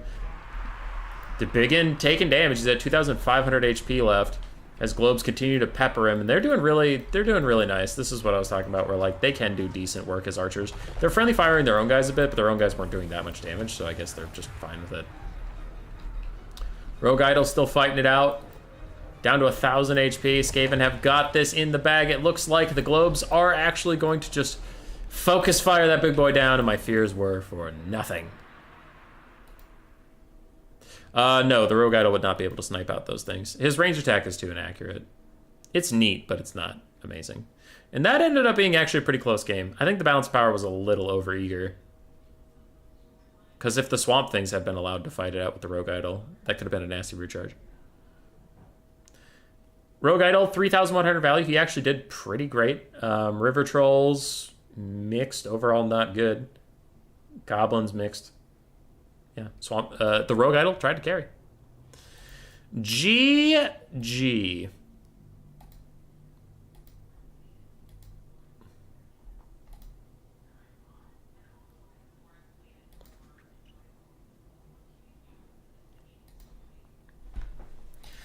GG.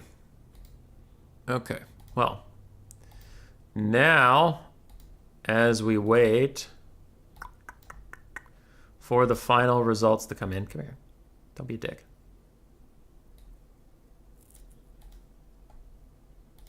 All right. So Father Ram 4-0. Lord Butt Chin 2-1. I'm just typing out the things I already know. Dr. Nerd 03.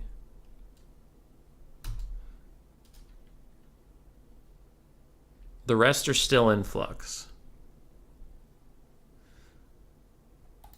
Okay. I'm just checking this in case some people felt like updating it. But I did tell them to tell me in here.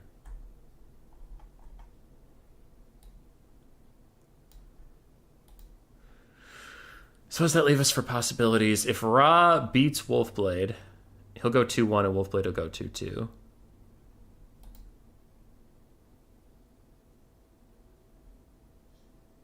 LeBaked could get to 2-2, but who's he fighting? The Epic Dwarf. Yeah, he could beat him, get to 2-2. Who did he beat before? He beat Dr. Nerd. He lost to Wolfblade and Sunny. Who's Sunny fighting now? Guillermo? This could get tricky at the end.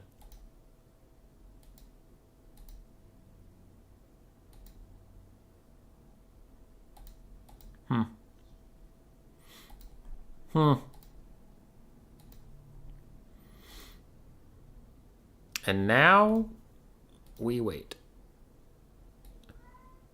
Actually, why am I waiting? Hold on. No one can beat Buttchin, right? Because 2-1 trumps a 2-2. 2-1 trumps a 2-2. Oh, but Wolfblade and Sunny. Wolfblade and Sunny, if they both win, they're 3-1. They're ahead of Buttchin.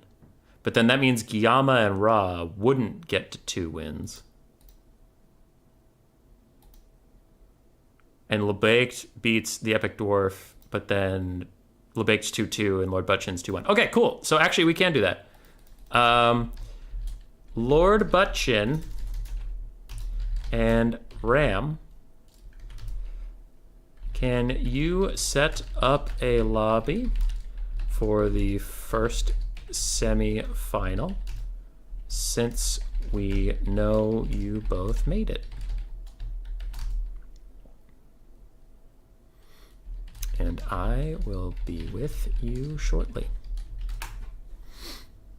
Okay, cool. So they can set that up because we know both of them are in. And all we need to figure out is the last two for the top four.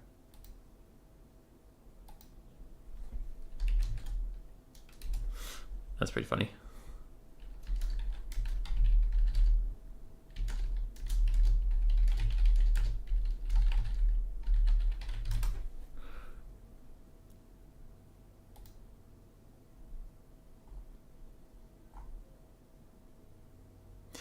All right, so we just need to figure out the other two. Because no matter how, yeah, I just did the math right there, but no matter how it turns out, Lord Butchin, the worst he can do is fourth, so he's in the top four.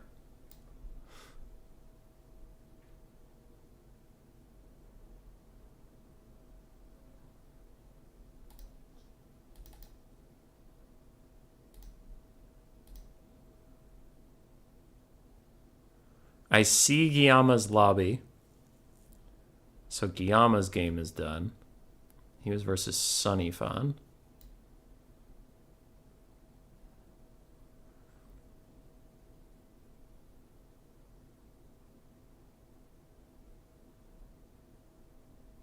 I don't see Raw Unleashed's lobby yet. He's been chilling in the Patral lobby this whole time.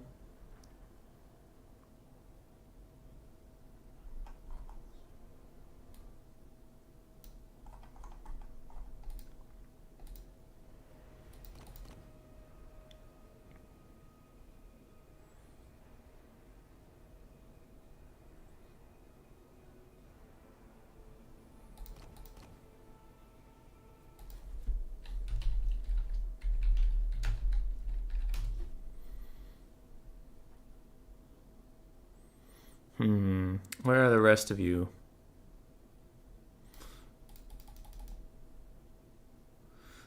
Guillaume won. Okay, so that puts Guillaume and Sunny both at 2 and 2. 0, 0, 1, 1. Yep, and then Sunny 1, 1, 0, 0. Okay, Guillaume and Sunny are both 2 and 2. So then I'll copy paste this here. Guillaume 2, 2. Sunny 2, 2. And then ranking them.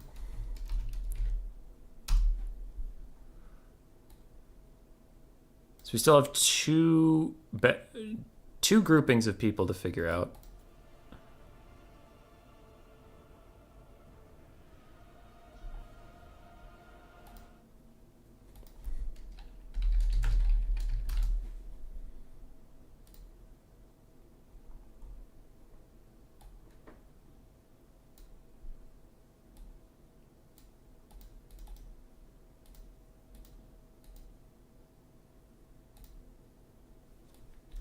All right, I'll hop in that lobby because they can start whenever while we keep an eye on what's going on with these games.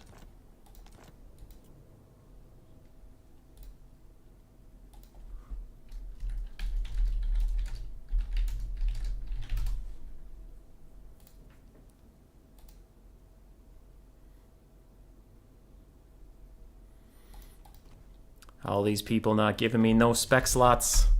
How am I supposed to spec with no spec slots? All right, before they get too far into it, let's get that blocker up. This is our first chance to see Lord Butchin. It is the semifinals. I am super glad he's made it this far so that he did not just get completely ignored all stream.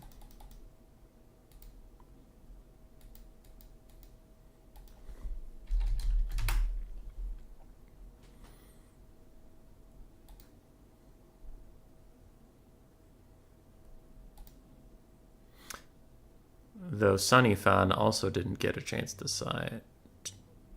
Sunny Fan also did not get a chance to shine. Unfortunate. We'll see how the ties break out.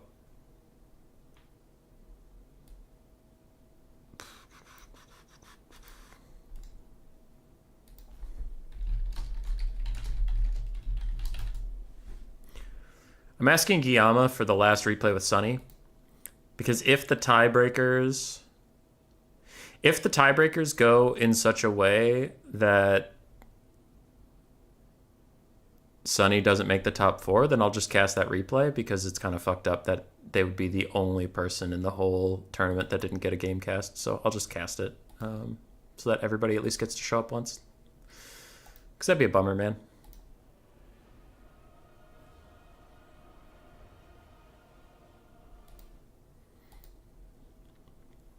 Looks like we have Skaven versus Empire.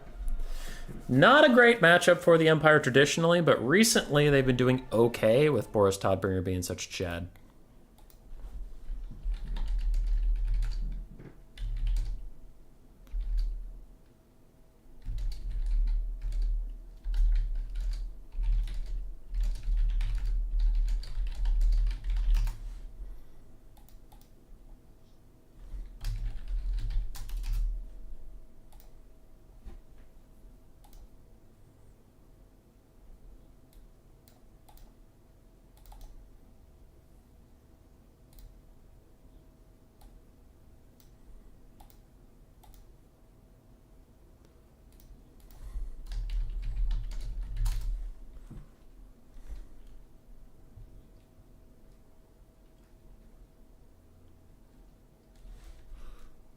The Epic Dwarf managed to beat Lebaked.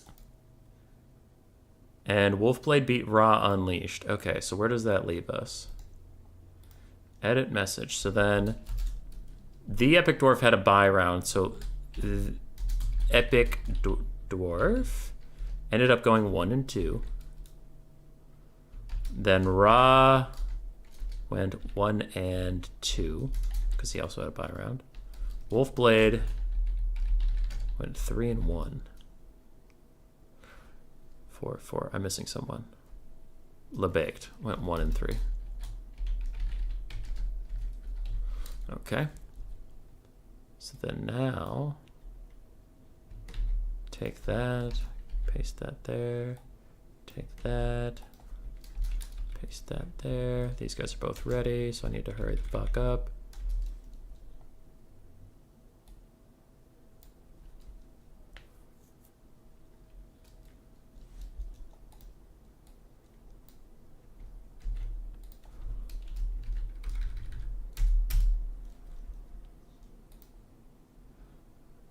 Okay. This was final rankings. Sunny and Guillaume tied at 2 and 2. But Guillaume and Sunny literally just played. So Guillaume wins that tiebreaker. Guillaume and Wolfblade, please set up a lobby. I will be casting Sunny versus Guillaume before finals. So Sunny Fawn at least gets 1 game on stream because they deserve it. So see you soon. Please do armies before stream shows up.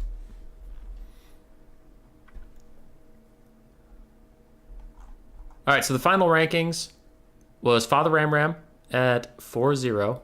While these guys set up their stuff, I'll just show you. Father Ram 4-0, Wolfblade 3 and 1, Lord Buttchin 2 and 1, which takes precedent over 2 and 2. Guillaume gets 2 and 2. Sunny gets 2 and 2. Epic Dwarf 1 and 2. Ra Unleashed 1 and 2. LeBaked 1 and 3. Dr. Nerd 0-3. Sunny and Guillaume fought the last round against each other, so that tiebreaker already happened. Like, Guillaume has 1-0 versus Sunny. So no reason to really play that again, besides getting late into the night. So Wolfblade will fight Guillaume. We will cast Father Ramram versus Lord Buttchin here live. Then we'll cast Wolfblade versus Guillaume live. And while the finals get set up and they do their picks and bans to help the transition, we will cast the replay of Guillaume versus Sunny. So it should be pretty fast-paced content for the rest of the night.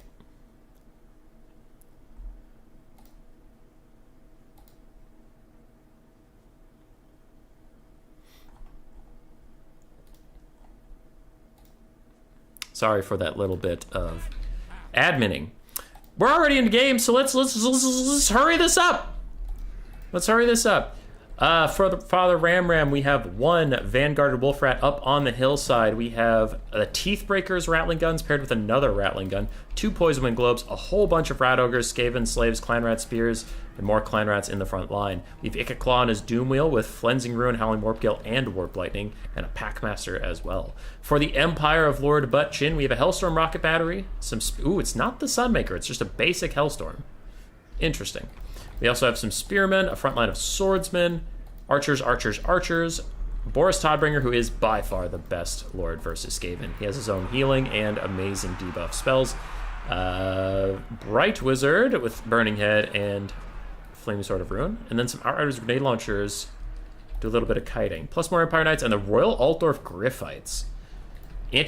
Anti-large armor piercing and terror versus Skaven is good, but I worry about any cavalry that is very expensive against Poison and Globes. Ikka Claw is zooming. Let's try and get up here with the Swordsmen and the basic Archers. Burning Head will go through these Clan Rats, however, allowing the Spearmen to move on. It curves into these other Clan Rat Spears just a little bit, gets damage onto them. But Boris Toddbringer does have to move in. I think he's being a little cautious because of the Teeth Breakers and other Rattling Guns, and while I get that, he is going to be needed to really punch through the Skaven backline.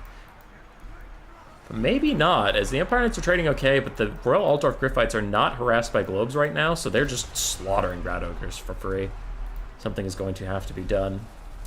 Howling Warpgale is popped onto Boris. He's getting shot by the Teeth Breakers at extreme range, and they have taken about half his HP, but now Empire Knights have something to say about that, as we get a lag spike for just a quick cinematic shot of them rear charging into the Rattling Guns who are pouring fire into their Liege Lord. Say goodbye, Teeth Breakers. Say goodbye. Ikka Claw is even heading over, thinking about saying hello. Rolls through some Archers. If he has a Overcasted Flensing Ruin on him right now, he could just kill Boris outright. That would be kind of pog. And hey, the dog flank worked out. Dogs came from the high ground while we weren't looking and shattered the Hellstorm Rocket Battery. That is well worth their lives. Boris is trying to run away. Unlimited power, yeah, Ikka is trying to get a Flensing Ruin up and ready to go. It's hard this early in the game to have one already, but he just wants to hit Boris while Boris is still low. That regeneration will help him over the course of the game, but if you can burst him out real quick, that would be nice. Empire's keeping up on the damage value, which is great for them. Most Skaven games start with a big balance of power lead for the Skaven, then it trickles away slowly. This is not such a case. The Empire's really holding tough in there, and that's bad news bears for the Skaven. He just overcast some Warp Lightning onto the Empire Knights. Hit some of them, but they're very spread out at the time. Packmasters and a ton of Rat Ogres teaming up on the Royal Altdorf Griffites, getting great damage out onto those guys. Half HP for them. But I am very concerned. Hey, Tian, how you doing, man? How you doing? Brass Orb from Ikka trying to damage some of those Archers as he runs away from Boris and the Bright Wizard. Still lagging a little bit, but we're getting through it. In this game, one way or the other will end quickly. The Empire Skaven is not usually a long matchup, as a lot of the Skaven are routing. I think they are extremely on the back foot. The Royal Altdorf Griffites getting eaten alive by Rat Ogres is really the only thing that's going well for the Skaven at this point. And even then, there are Empire Knights offering a little bit of support, which will slowly whittle the Packmaster down. And as Boris ticks up on regeneration, you can see the balance of power getting worse and worse for the Skaven. They just don't have any muscle left. Their infantry is all a mean look away from routing. The Rat Ogres are routing. The Packmaster's now surrounded by the Royal Altdorf Griffites, and Boris is even coming over to seal his fate. That'll just leave Ikka Claw. Nick, it can't carry. Father Ram, you performed admirably, but Lord Buttchin is going to finals. I do not see a way for the Skaven to turn it around at this point.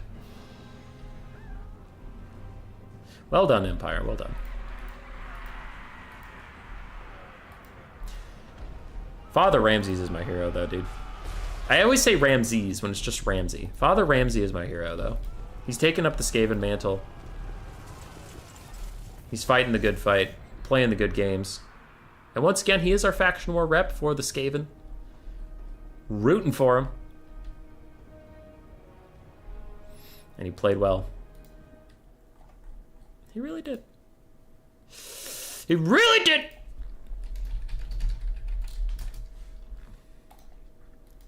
I love the rattling guns. That was nice. Basic rattling gun, less than 100 value. That is a rip, but the Teeth Breakers paid for themselves. Icket did fine. Packmaster did okay. Rat Ogres struggled versus the Empire Cav. Poison Globes also struggled. Wolf Rats got a lot of value, so good for them. The Clan Rats and Skaven Slaves had a hard go of it. Boris did not get a lot of value, but he tanked a lot of shots, and then he was a nice supportive lord from there. Bright Wizard did fine. Archers did pretty okay, but the Demigryph Knights with Halberds really showing up great. Empire Knights also doing amazingly. Outriders did fine, and Hellstrom Rock Battery not so much. So the Cavalry of the Empire clutched it out. GG's. All right, Guillermo Wolf is here. I'm going to get a blocker up before I enter the lobby because I have no idea where in the build phase they are at. So that was one semifinal. Now on to the second. We are in. Looks like we have Bretonnia and Dark Elves. Builds look about ready. Oh, Dark Elves are having themselves a rethink.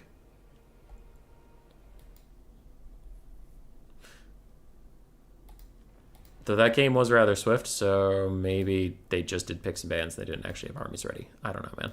I just work here.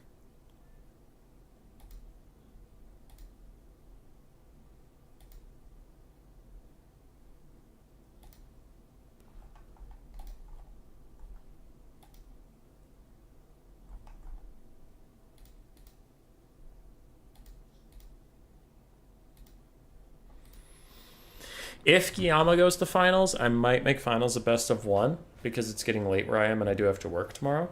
Not a big deal. I can do a best of three, but I also know Guillermo is in Europe, so it might be really fucking late for him. We'll see what the players want to do. I'm up for whatever.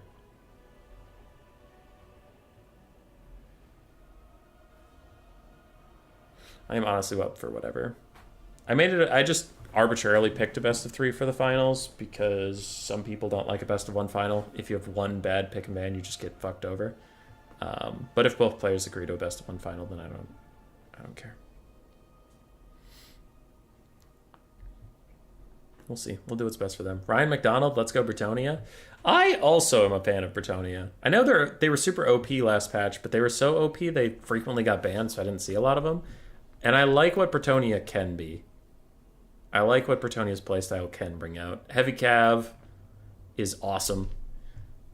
Monstrous Cav is awesome. And I love the buffs to Lewin. Lewin and Alberic. Oh, they're so fun now. They're probably still a little too strong, but they're like a very fun character type to cast, right? The flying melee lord is just so cool. If they get caught out of position, you have a lot of exciting things to talk about. If they don't get caught out of position and they're like running around cycle charging, you have a lot of cool things to talk about. If they get in a sick ass duel, boom, things to talk about. Combat lords are just exciting as a caster. As a caster, the worst lords are like Alethanar and Marcus Wolfheart. Not that I have any issue with them as a player or as an analyst, but as a caster, what are you gonna say? And Alethanar fires again! And it hit! It did some damage, not a lot. And he fires again! And it missed. Marcus Wolfheart, he's getting run down. Lewin landed on him. Ah, but he's a foot character, so he got knocked down. Better luck next time, Lewin. Ah, the Green Knight's charging in at him, and Marcus gets knocked down. Ah, shit. What can you do?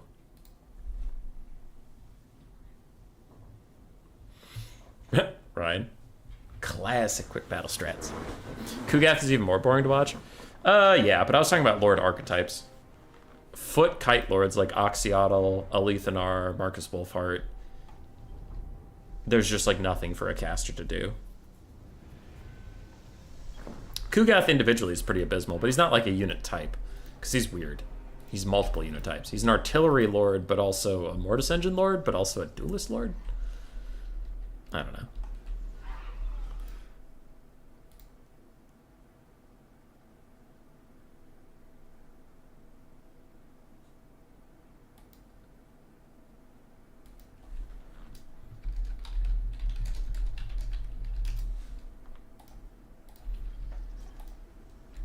All right, armies are setting up. For the Dark Elves, we have a Dreadspear frontline, all 5 of them, including the Hellebroni Dreadspear Regiment of Renown. What is even different about the Hellebroni? Poison and better stats. Wow, okay. We have some Witch Elves for some poison support. The Rampage support. Sorceress of Death, Fate of Bune and Spirit Leech. Malice Darkblade, who I would argue is maybe the best Dark Elf Lord right now. Him or the Sorceress on her dragon with Soul Stealer. I think Malekith's still good. He's just a little spency. He's a little spency. 3 Harpies, 2 Cold One Knights, 1 Dark Rider Repeater Crossbow, and 2 Scourge Runner Chariots. Have not seen a lot of these since the nerfs. We'll see if they can still carry any weight whatsoever. On the other side, for Bretonnia, we have a Royal Hippogriff Knight up in the sky, 2 Knights of the Realm on the ground. We have a whole bunch of peasants. Wow. 4 archers, 3 peasant mobs, 5 peasant spearmen. Sorry. Spearmen at arms. And then 2 regular men at arms. We have the Fey Enchantress, the Green Knight, and a Grail Relique. The Green Knight is not going to enjoy being Spirit Leeched. But he might do okay against Mouse. Mouse does not do magic damage, so his 55% physical resist will actually help him. Never mind, it's 40% physical resist plus 15% damage resist from Blessing of the Lady. I love how the Green Knight gets the shaft as a ghost, where he gets less physical resist than any other ghost. Oh well. Let's get it. I'm a little worried for Bretonnia. A little worried. I don't know why. I can't explain why I'm worried for them, but I am. That's okay. Every game I forget that Boris exists, but somehow he lives, Butchin.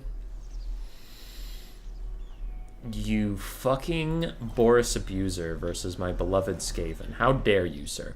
How dare? Why couldn't you just take Balthazar Gelt? Like everybody else. Why couldn't... Actually, Gelt's also pretty good. I'm trying to think of what Lord Skaven would just, like, love to fight, and I don't think there is one for the Empire. Carl Phillips with the Wah. Not the right game for the Wah, but you are welcome to have it, my friend. Not the right game for it, though. There is no Wah to be had. I'm so sorry. We are off to the races. Dark Elves advancing slowly. Bretonnia also inching up a bit, trying to figure out what's going on, because a lot of the Dark Elf army is in this woods, so all Bretonnia sees is, like, this. So they're a little confused as to what's going on. Peasant archers firing on the Scourge Runner chariots, who are going to charge into melee. Who didn't tell him that Scourge Runners don't do that? Scourge Runner chariots are chariots in name only. They are not chariots in function, as they are getting karate chopped for their transgressions. And they're going to awkwardly walk away with their tail between their legs, regretting ever doing that. Regretting ever doing that. Oh, God. It's still getting punished. Lost half HP for charging a peasant mob. Oh, Scourger chariots. You are not chariots. Anyway, archers still firing, witch elves and dreadspears trying to move up through the woods, and Bretonnia's cavalry is falling back into the woods. Looks like they don't want anything to do with that. They're fine with how this is going otherwise. Royal Hippogriff Knights are trying to get out of range of Scourger and chariots. They will take a lot of damage from those guys, so do need to stay out of range of that. And the Fey Enchantress trying to throw down her bound Comet of Cassandora. That's the Chalice Potions, but all it is the Comet reskinned. It looks like the Red Spears are going to be able to dodge it, though. The Peasant line didn't hold long enough for her predictive cast to really work out. Archers firing over into Harpies and stuff, but these Knights of the Realm are out of position. Now the Harpies could just swarm the back line and really kill off a lot of the Peasant mobs. The Peasant Archers, without the Knights of the Realm being able to do anything. So they do have to come out of the woods and start participating. They really, really do. Fey Enchantress is Mortis Engine draining down the Cold One Knights and these random Dread Spears. That's going well for her. Scourge Chariots are back in action trying to fire at the Royal Hippogriff Knights, who have lost the model, and they need to pick a lane and stick to it, because right now they're just fucking around. Fate of Bune onto the Knights of the Realm is going to kill them off. And the Hippogriffs immediately just slam into those Harpies. The Hippogriff Knights probably need to come back and deal with these other Harpies, though. Knights of the Realm are trying to, but they got Fate of Bunids. There's not a lot of them. This is going okay. They got pinned between the Men-at-Arms, and now the Knights of the Realm are collapsing in. So the Harpies are going to take a lot of damage. It was a little suspect for a bit there. Fey Enchantress managed to hold down the center with her spear friends. Killed off a Dread Spear, killed off a Cold One Knight, and the Hippogriff Knights are actually just going to take matters into their own hands, chasing down the Scourge Chariots, but they're flying straight into the face of Dark Riders. And Fey Enchantress overcast something nasty. Looks like an overcasted Earthblood, but that hurt her a lot. The Green Knight's currently challenging Malice to a duel, and like I said at the very start, he will do well there in isolation. If Spirit Leech support comes in for Malice, that'll be tough. Witch Elves also need to be engaged, so certain units just not joining the fights when they need to. These Hippogriff Knights are overexposed, though. 2 Scourge Chariots shooting at them. Skirmish Cab also could be kiting away, and they're getting hit by Cold One Knights. They're taking a lot of damage for their efforts. Malice took decent damage, but is going to run away and now can heal up by fighting peasants elsewhere with his Warp Sword of Cain. Knights of the Realm trying to get active, some of them sitting by the forest yet again. Archers firing in every direction. And the Hippogriff Knights need to fall back. They have 8 out of 12 models. And they can get some more healing from the Fey Enchantress, but they'll have to play very passively. She doesn't have Regrowth, she has Earthblood, so it'll take some time to get their health back. Malice still running away from the Green Knight. Understandable, as another overcasted Earthblood is thrown out from the Fey Enchantress to try and help out those hippos. Knights of the Realm chilling in the back. And other Knights of the Realm looks like they charged up, but are now mostly just surrounded by random spears, so they'll want to back off. Knights of the Realm not having a good time finding the fights they want to. What is going well for Bretonnia is the Fey Enchantress's Mortis Engine, and then actually like the Peasant Tide seems to be working while the Green Knight hunts down Malice, but their cavalry is having a tough go this game. They're not really able to find their angles. For the Dark Elves, things are a bit rough. Their Scourge Chariots are not getting done the work that they need them to. A full health Cold One Knight is forgotten in the background, which is going to be brutal for the Dark Elves' chances in this game. And Malice is not having a great time being hunted down by the Green Knight. His healing cap is probably right around the corner. Royal Hippos might have made a crucial mistake. They dive down into the Witch Elves, but while at low HP, that makes them just a target for Rampage. They're getting slaughtered by the Skirmish Cab fire. But some Knights of the Realm, maybe it was a bait all along, as these guys are busy trying to get their value onto the Hippogriff Knights. The Knights of the Realm get a free charge and damage those repeater crossbows pretty critically. Still, overall, I think it is a mistake, as that Royal Hippogriff Knight is just helpless, dead in the water, getting shot at by Scourge Runners. Green Knight is still trying to get over to Malice. The Fey Enchantress is Mortis Engine draining down everything around here, though she will need some healing. She has no passive healing. She only gets healing from the Lore of Life. Cold One Knights rally for the last time to try and fight the Knights of the Realm. Murderous Prowess is going to wear off very soon, so that'll make a lot of the Dark Elf units less tanky and less eager to stay in combat. Fey Enchantress throws down a heal for herself and a lot of her minions. No healing for the Green Knight. Rest in peace, Green Knight. Balance power still slightly favored for Bretonnia, and these Knights of the Realm, who saved the Hippogriff Knights, have no one to save themselves, as the full health Cold One Knight has rejoined the battle and pushed off those guys. Scourge Chariots running a little low on ammunition, and woof, nasty volley there from some peasant archers onto the Dark Rider Peter Crossbow is going to push those guys away right quick.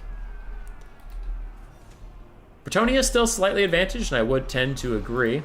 Another Spirit Leech onto the Green Knight, though. He needs to retreat to the forest where he gets passive regen if he's in a forest, or the Fae can give him healing, but I keep saying that. The Fae can give blank healing. A lot of things need healing. As Royal Hippogriff Knights, another whoopsie from them. They get caught out, sitting in the air above the Scourge Chariots, getting picked off for free, down to 3 models, and breaking. I hate to keep saying the same word, but a bit of a whoopsie there from Bretonnia. Knights of the Realm take a fight with the full health Cold One Knight. And both sides trading a lot of damage, but the Knights Realm getting the worst of it. Malice is near heal cap. The Green Knight's still after him, which is fine. The Malice, this is the only real... Okay, not to be a dick, but this is the only real piece of skill when you're playing Malice. Timing Zarkan's transformation. Malice is not immune to psychology. If he terror outs from the Green Knight before transforming and then naturally routes from there, he just doesn't get to transform and he loses the game. So you want to be greedy and you want Malice to hang on for as long as possible without being to Zarkan, but you can't miss that timing.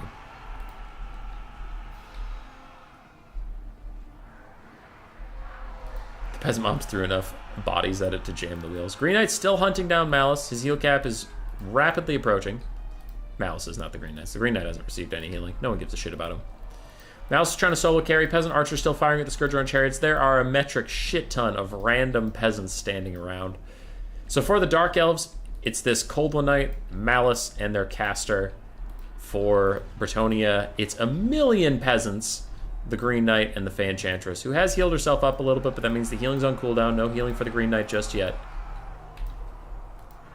The Chariots charge into Peasant Bowmen, so do the Coldland Knights. Two of the Peasant Bowmen going to rout off. One is still just firing away. Looks like he's shooting at the Coldland Knights for more guaranteed value. Bretonnia getting drained down elsewhere. The Royal Hippogriff Knights just rout again on their own for no reason. I worry for Bretonnia. This is looking like a classic Malice carries game.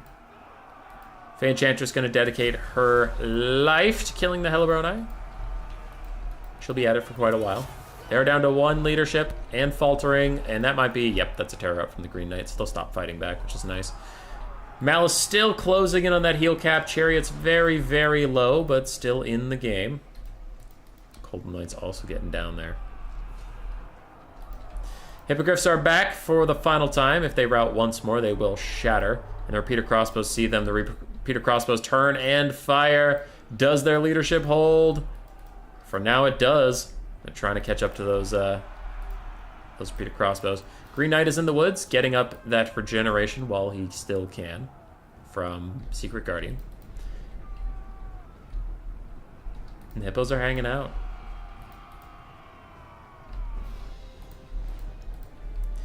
Faye throws down another heal for herself and the Green Knight.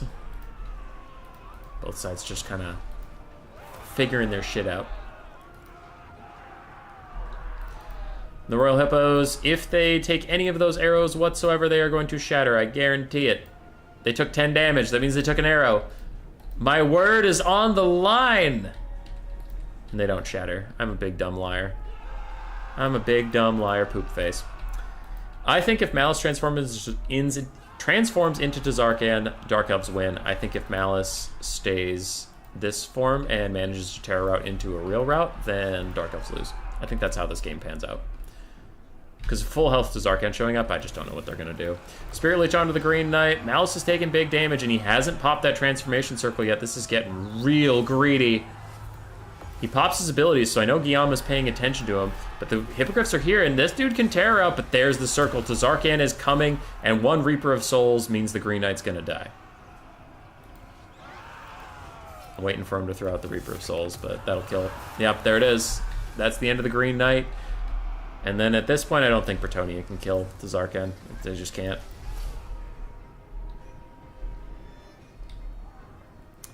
That's GG. Malice OP. Heal caps once. Says, what about second heal cap? Or third heal cap? What about second breakfast, Pippin? Fey Enchantress getting Spirit Leeched while she heals herself and her minions up. It just doesn't matter at this point. Her Mortis Engine might take out the Scourge Runners. It might take out the Cold One Knights, but what the fuck is going to kill Malice? The answer is nothing. The answer is a big fat nada. And Malice's like self-drain of himself is pretty much a joke. And it does very, very little damage. There's no way that is going to be the outcome of this, is whether or not Malice drains himself to death. Archers trying to hold on. They will rout off both chariots, but the Cold Knights are here. Cold Knights closing in, these little peasants. What will you do? You will die. You will die to angry velociraptors. That's what she'll do.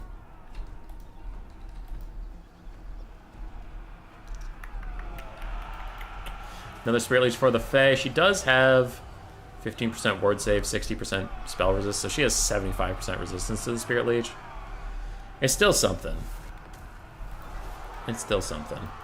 Malice does an explosion. A lot of peasants rout. Yada yada. These peasant longbows, 5 leadership left as they fire at the Cold One Knights. Getting a little bit of damage there. Not that it'll last too much longer. And Malice is taking out the Grail Relic in an epic duel for the ages. How many Spirit Leeches can you cast in one game? A fucking lot. Because she threw out a Fate of Una too.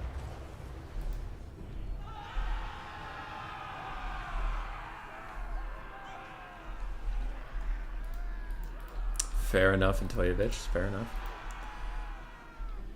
It's all over but the crying. Cold Knights barely hanging on to leadership as peasant bowmen shoot them, but I don't think that's going to matter. Even if the Cold Knights rout, it's not a real thing. It's Mouse beating the shit out of the Fey Enchantress right now. More archers rout. Balance of power shifts into army losses territory. And Wolfblade played pretty darn well. But Guillaume and the Dark Elves just had their number.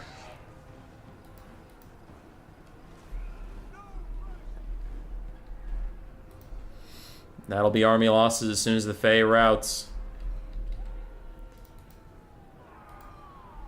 She's running for it. Malice hasn't hit a spell on her, hit an attack on her in a while. I imagine he has Reaper of Souls up, though. So he should just throw that out, just damage her.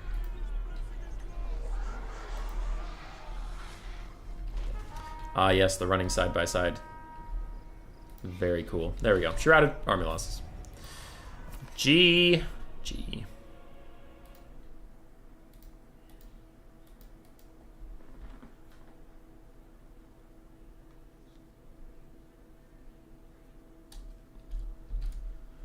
Okay, so Guillaume and Lord Bachin.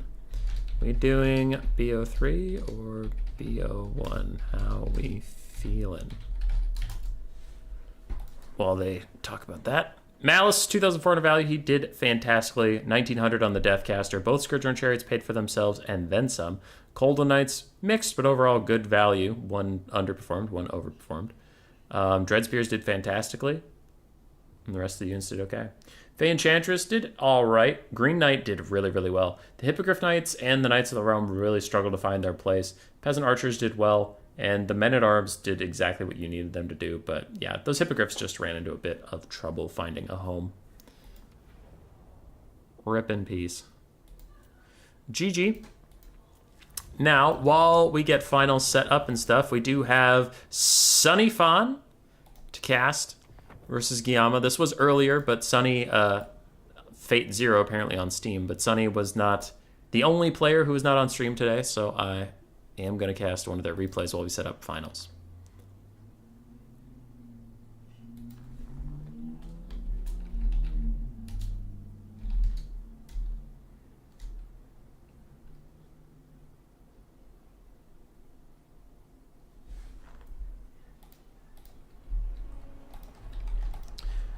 Okay, so Guillaume was on Tzeentch, Kairos Fate Weaver with Regrowth and Blue Fire, Mutilith Vortex Beast, 2 Chaos Furies, Chromatic Abominations plus another Pink Horror, Severed Claw plus some Marauders and Zongors. No Cavalry. On the other side for the Empire, 3 War Wagons, Boris Todbringer, a Firecaster with Burning Head and Flaming Sword of Ruin, bunch of Spearmen, the Sunmaker, Knights of Blazing Sun, Demigryph Knights with Halberds, and an Empire Knight. So kind of a smattering of random heavy cav. Okay. Wolfblade, you screwed up with the hippos? You did. I won't lie. You did.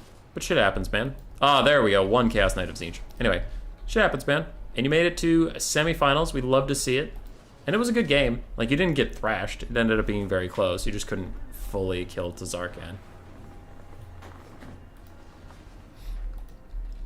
War Wagon's kiting it out a little bit as the Sunmaker starts to aim at the Zongors.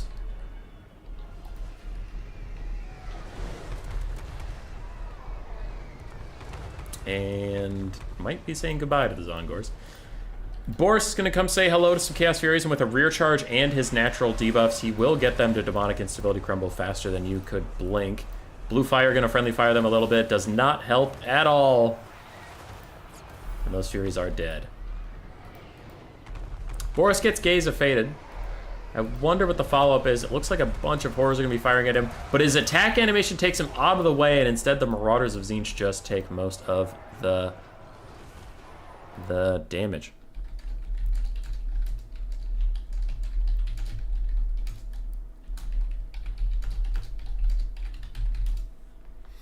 Sorry, messaging the finalists about finalist things. Marauders and Zongors terror-routing away from Boris. Burning Head going through the Chromatic Abominations as the Sunmaker continues to pour fire in. And so far, things are going pretty well for the Empire. Boris is going to go try and fight Kairos. We'll see how that goes for him.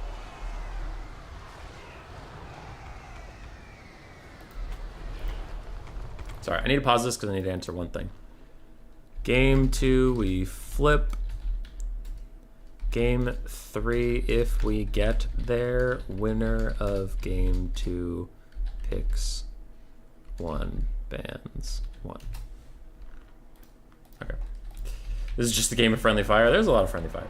War Wagons are all going to focus fire the Beetle Vortex Beast, and that is the best target for them. And Demigryph Knights with Halberds are going to charge in. That's pretty huge. Boris gets dragged down by Kairos into all these infantry, but are they trapped in... Is he trapped in there with them, or are they trapped in there with him as the Sunmaker continues to rain horrible death upon anybody in those woods? The Pink Horrors are about to Demonic Instability Crumble, and then Boris should leave, because the Severed Claw are going to take like 0 damage from that thing. Mutilate Vortex Beast also getting fucked up. The Zongor's taking a lot of damage, and Tzeentch is going way down. They lost their Pink Horrors. Their front line has been completely destroyed, but ooh, a Chaos Fury does sneak back to the Sunmaker. Oh no, and Sunny Fun doesn't notice it. The Knights of Blazing Sun and the Spearmen are just standing idle while the Furies try and take down the Sunmaker. Now the Furies at the same time are doing that dumb thing where they just sit on top of the models instead of attacking the crews, but whatever. The Sunmaker continues to fire. Demigryph Knights with Halberds taking a lot of damage, but they killed the Mutilith Vortex Beast outright. There is no Mortis Engine, and there is no big anti-large killing machine for the late game. Things are looking good for the Empire. This is still a bit of a problem as the Knights of Blazing Sun abandoned those guys. Those Chaos Furies are just undetected from what's going on. Another blue fire hits Boris, does a lot of damage, my god. And some Empire Knights getting chased down by the Chaos Knights of Tzeentch in the distance. Chromatic Abominations were about to be charged by the Knights of Blazing Sun, but a Gaze of Fate will stop them in their tracks and allow Kairos plus some of the infantry to get free shots over there. The Sunmaker is routed at last. Rest in peace, little Sunmaker. The War Wagons are all focused firing onto Kairos. They probably need to shoot at Kairos, or the Chaos Knights of Tzeentch. Both are perfectly good targets. But they're currently firing, like, over a hill, so it looks like they're having a little bit of obstruction issues. Chromatic Abominations, so close to Demonic Instability. And a blue fire does hit Boris, doing a lot of damage, but also hits the Chromatic Abominations, sealing their fate. Demonic Instability crumbling them away. War Wagons running low on ammunition. I feel like War Wagons sometimes can shoot forever, and other games they run out very, very quickly, as they're still firing at Kairos. Boris is fighting him back. Balance power is still quite even. Chaos Knights chasing down the Knights of Blazing Sun, getting a rear charge onto those guys who are 8 speed faster, but charge bonus is a hell of a drug.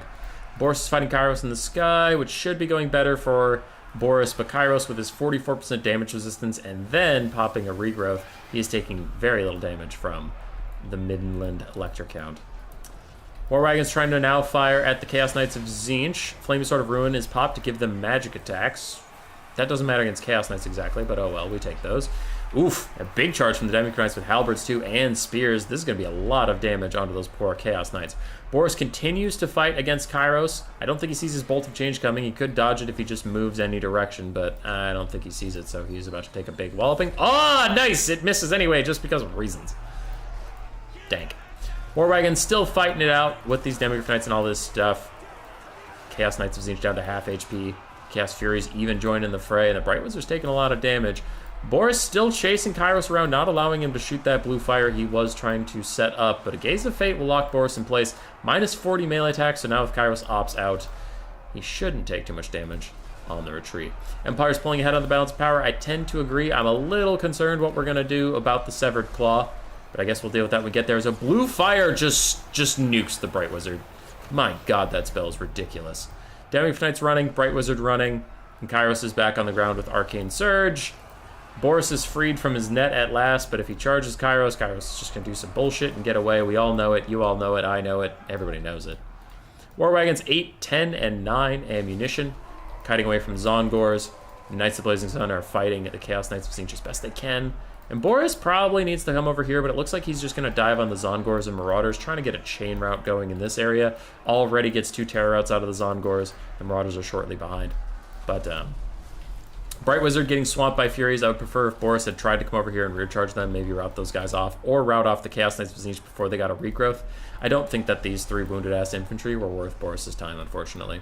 War Wagons continuing to kite away, continuing to shoot at the Chaos Knights, but that regrowth is going to keep them nice and healthy and whittle away the ammunition of the War Wagons. Another blue fire onto Boris, another big chunk of damage, and Kairos continues to run for it. Knights of Blazing Sun rally. Gonna fight the Chaos Knights of Tzeentch while the War Wagons are here at point-blank range. Furies continue to chase off the Bright Wizard. And Boris looks like he's maybe going to try and snipe Kairos. Which, I mean, if you can do it, great, but he has 44% damage resistance and 20% physical resistance, and your non-magic having ass is not going to do very much. War Wagons do need to peel out of here. Chaos Knights still taking a bunch of damage. Wolfblade, good. I'm glad you're happy with your matches. We have one more best of 3 after this game, and then we'll wrap it up for the night. Boris is near heal capped. Kairos flying away from the War Wagons, where we have 1 volley, 2 volleys. Bright Wizard is off the map from the Chaos Furies. And for Tzeentch, we have an extremely wounded Chaos Knight, half health Kairos, extremely wounded Chaos Fury, and full health Severed Claw. For the Empire, we have War Wagons who are quite healthy, but out of ammunition as of right now, out of ammo. Very wounded State Troops, very wounded Knights of the Blazing Sun, very wounded Boris. It's looking a little Tzeentch favored here. Furies dive in onto the War Wagons. War Wagons are now just normal chariots, but not very good in melee combat. Knights of the Blazing Sun will recharge the Furies. No one is chasing the Chaos Knights of Tzeentch, though, so those guys will be back. They'll be back. Chaos Furies crumbling away. There we go. Demonic Incivility takes them down.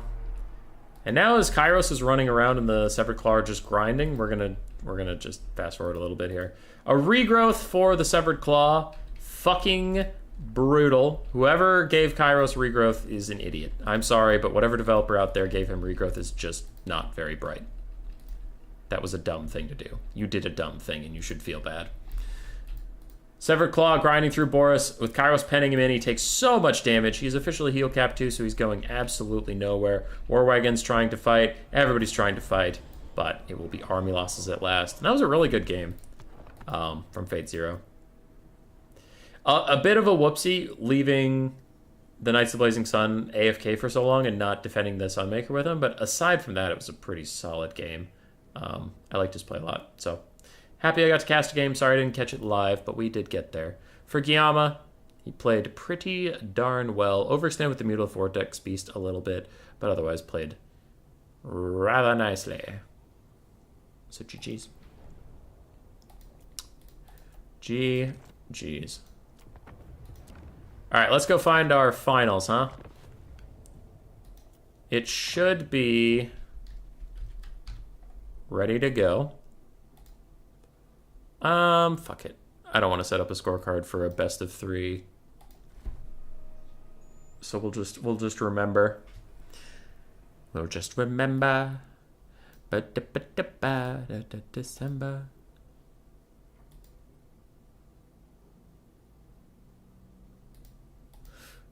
I am here. Looks like we have Empire Dark Elves for game 1.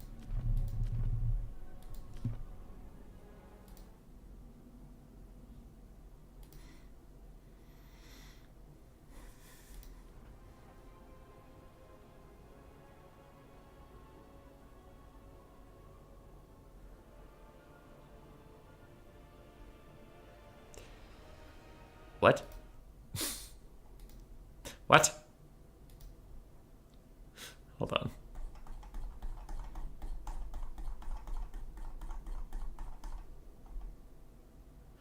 Holy shit.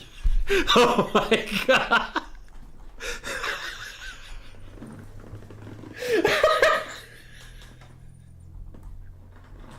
What? Why would you do that? Oh my god. This is going to be one of the games of all time. This is a game that is going to happen in the year 2023. Yeah, Butt Chin, it's legal. I had to check. It's legal. I don't know why you're doing that, but it's legal. Okay, I'll be right back. Grace is probably going to bed, so I'm going to wish her a good night while Guillaume figures his build out.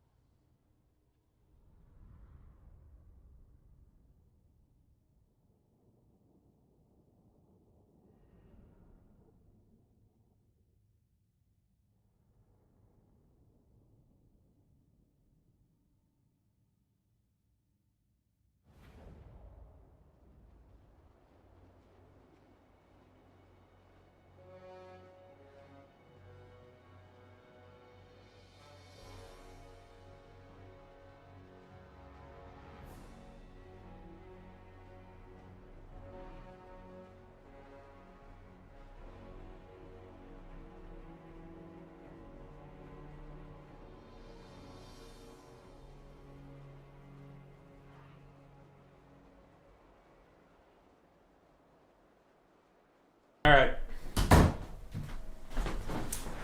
Ugh. Grace found a giant centipede and wanted me to kill it, and I'm like, I just came to say goodnight. I am busy.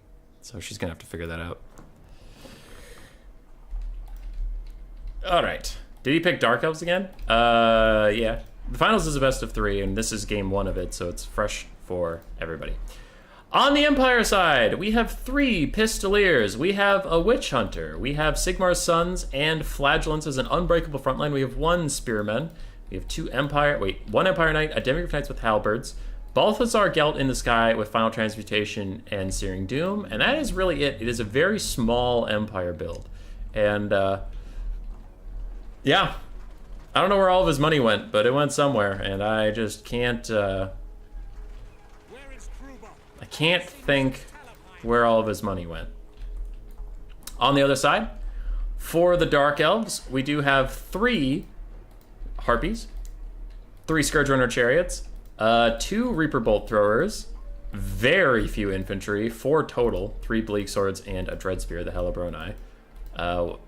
2 Cold One Knights, 2 Dark Riders, and then Foot Malekith with Soul Stealer and Gaze of Malice. I think the Scourge Runner Chariots are each going to get about 4,000 value, and the Reaper Bolt Throwers will too, and this will be a very short game. I'm ready to be wrong, but I think that's what's going to happen. I appreciate the balls to bring double Steam Tank into Dark Elves. That takes huge cojones, huge tracts of land, but I do not think it is a good decision. I think it is a very bad decision. It's funny. I appreciate it.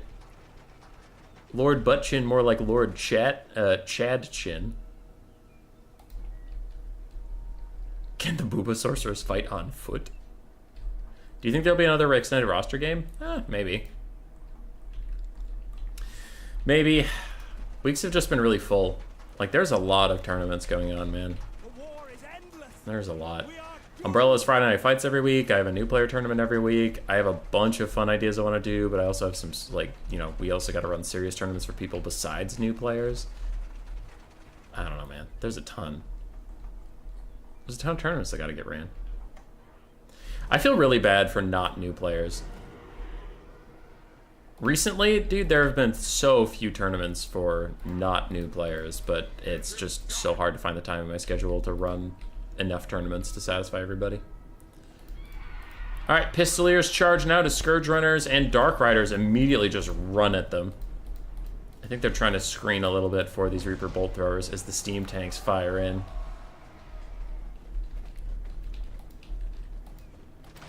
Bolt Throwers already lost one of their models to the Steam Tank and the Pistolier Volleys. the new players appreciate you, Hubs. Hell yeah, dude. Yeah, I'm not saying it's not worth it. It's just like, I wish I had more time. I have been stupid busy recently.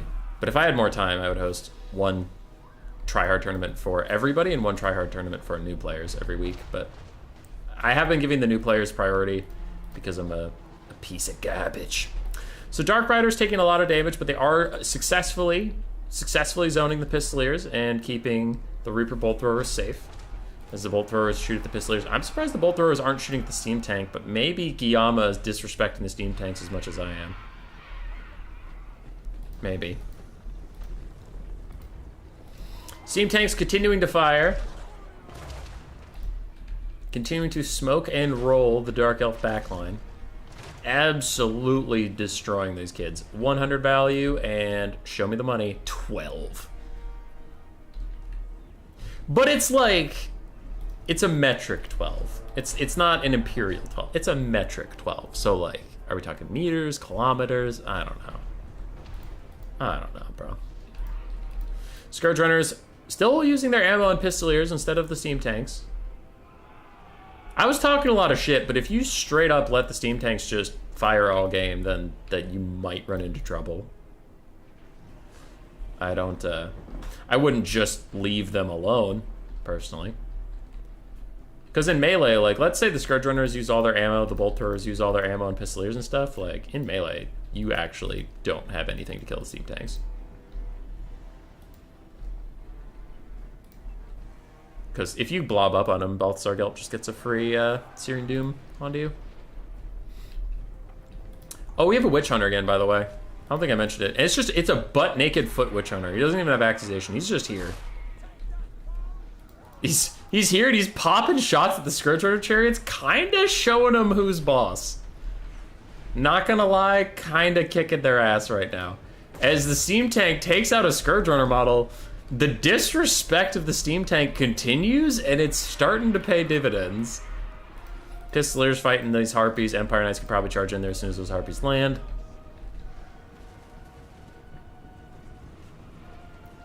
Empire needs to advance and get it. Yeah, probably. Like, the Steam Tank should be just rolling up on these Bolt Throwers.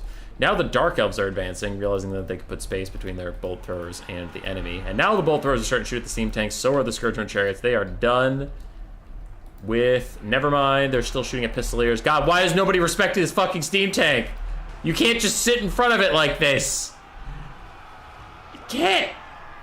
You can't disrupt the Steam Tank. You can't skip lunch.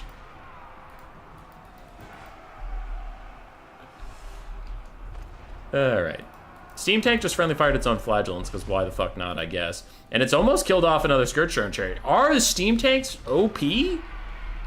If you just ignore them, then yes. Alright, that one that's not getting ignored anymore is taking a lot of damage. Malekith is plowing through some flagellants. He doesn't give a single shit.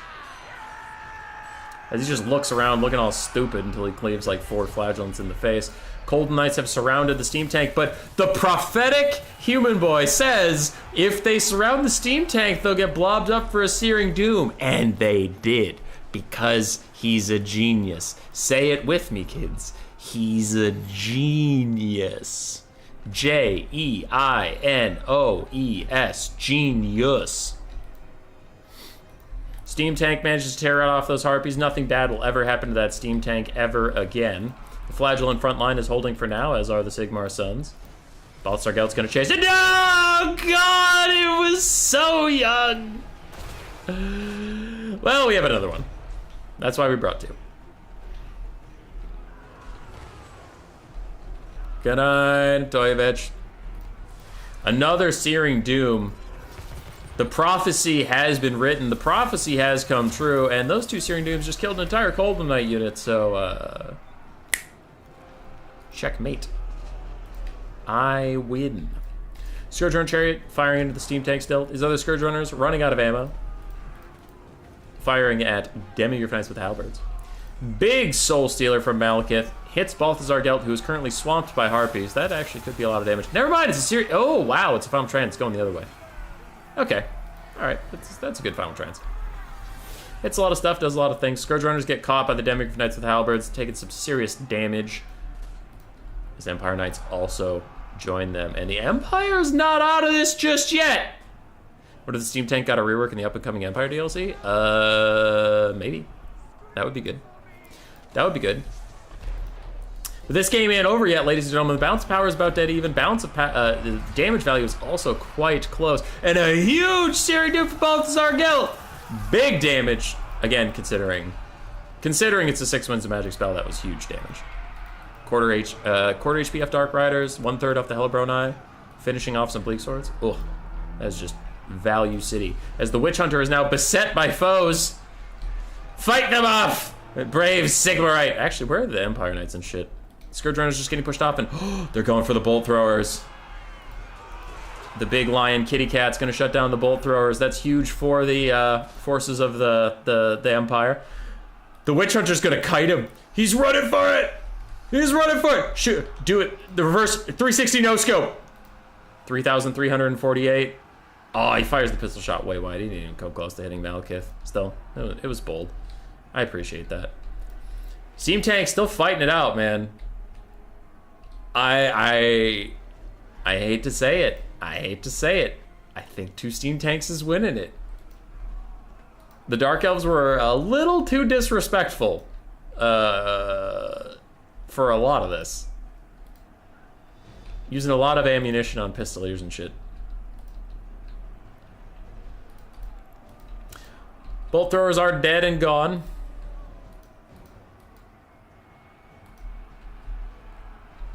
Dead and gone and doomed. Witch Hunter's still out here living his best life. He's probably going to kill a Scourge Runner model with this shot. Nope, he missed. Ah, he gets punted. The Scourge Runner's in the distance, friendly firing their comrades. Classic Dark Elves. Dark Riders are pushed off, man. We still have a Steam Tank, a very healthy Steam Tank with a lot of ammunition. A lot of ammunition. We have a Witch Hunter. I mean, things are looking up. Things are looking up. Dark Elves on the back foot. Who could have thunk it? Certainly not fucking me. That's not even sarcasm. I thought this shit was over. I thought this shit was over as soon as we started the game.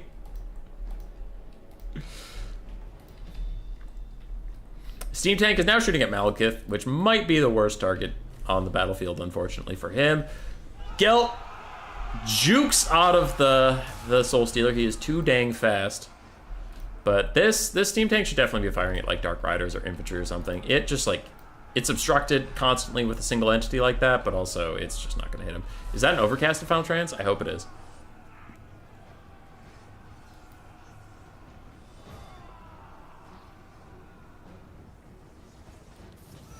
Oh, it is overcast. That's huge. That's going to be big damage on the Malekith. Long Paul Deri, 1, long time no see. 2, we saw Luminarch earlier in the stream. While it did pay for itself, that was mostly due to the opponent's mistakes rather than the Luminarch being OP. Luminarchs, I still think are bad. They're still a little too janky. They're better. The buffs made them better, but not good. You know what I mean?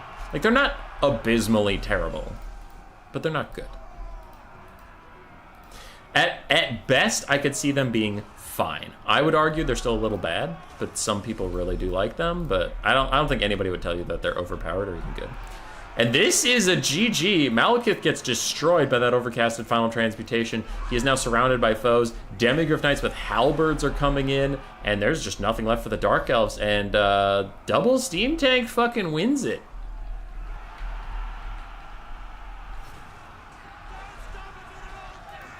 That is what happened. Where were you when this game occurred? Another Soul Stealer from Big Mally is actually going to hit a lot of great targets and heal him up, so that'll be the balance stealer, the balance of power stealer, not just a Soul Stealer. Wrecks the Demigryph Knights. Steam Tank got clipped by it too, and it'll heal up Malekith, which is a big part of the Dark Elves' balance of power, so really trying to keep himself in this game. Dark Riders charging in on the already wounded Spearman, but a sideways shot coming out of the side of the steam tank, hits them, lowers their leadership just enough that they'll rout, and that's a counter final transmutation from Balthazar Gelt to finish off the game. He says, I can Soul Stealer too, except mine doesn't heal me and it's worse in every single way. But it also does some damage. And you're on foot, so you'll do fine.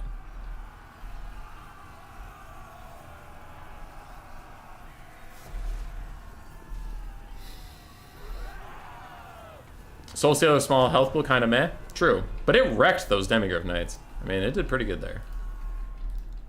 We are lagging to a standstill, but this game is just over. Completely and utterly over.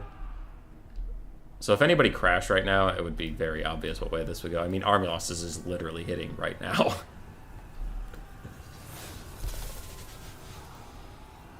Alright. G fucking G. I don't know how that won, but it feels like the steam tanks did not do anything. Like, even the one that was there till the end of the game didn't fucking do anything. 1,600 value and 900 value on the other one. They cost a collective 3,800 value for context. 2,100 on the Demigryph Knights with the Halberds. Witch Hunter actually did okay. Gelt did amazing. 2,800 on him. Wowzers. And Pistoliers did alright. Flagellant Frontline held, but yeah, it looks like it was Gelt and the Demigryph Knight hard carrying. Between Gelt and the Demigryph Knight, they got 4,900 value. So that's kind of nuts. Malekith struggled to get his value back. Scourgerunners did okay. Dark Riders and Cold Knights did okay, not great. Harpies did okay, not great. Bleak Swords did well, and the Bolt Throwers did very well. GG. Will Lord Buttchin win the next game? Or will Yama bring it back? I'm going to go see how Grace dealt with that centipede problem.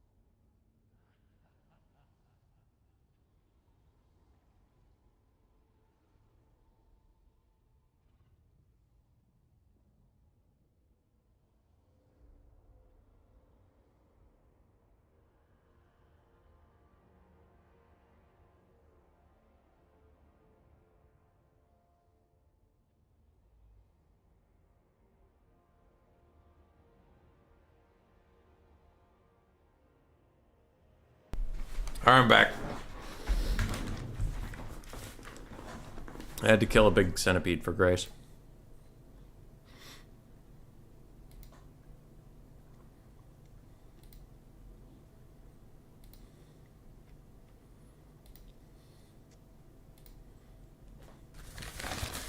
How did we get through 4 global bans, and Dark Elves, Grand Cathay, and Empire are all still here. What did you people ban? Tzeentch and what?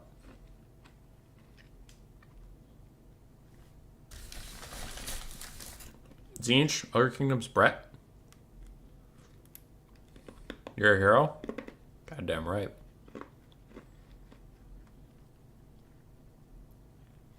I got some little candies I got. Grace and I were at her cousin's wedding in Wisconsin this last weekend. That was fun.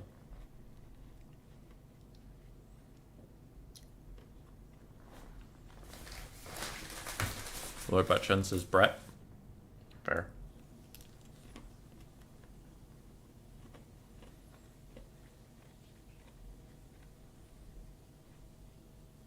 I got those little bones. Alright, so we got Grand Cathay Tomb Kings. I got these little... Anybody have these? They're like hard candies. But that implies... Hard candy implies that you suck on it. Usually you just chew them. They're just kind of crunchy. But do you ever... Those bones at your mall... In like those little dispensers that you put a quarter in, and then you turn it and you get like a handful of candy or whatever. I got a bag of them at the store in Wisconsin. I was like, oh, okay. I'll try them for the nostalgia factor. They actually kind of slap. I was doing it for nostalgia because there was a ton of saltwater taffy there, which is not my jam. It's just not for me. So Grace and her family are like, oh, look at all the saltwater candy. This is so amazing. I'm like, well, I don't want to be a jackass and leave here with nothing. And I was looking around. They had a bunch of generic stuff that you can get at any store or whatever. And then they had a specialty counter. But I'm a candy store professional.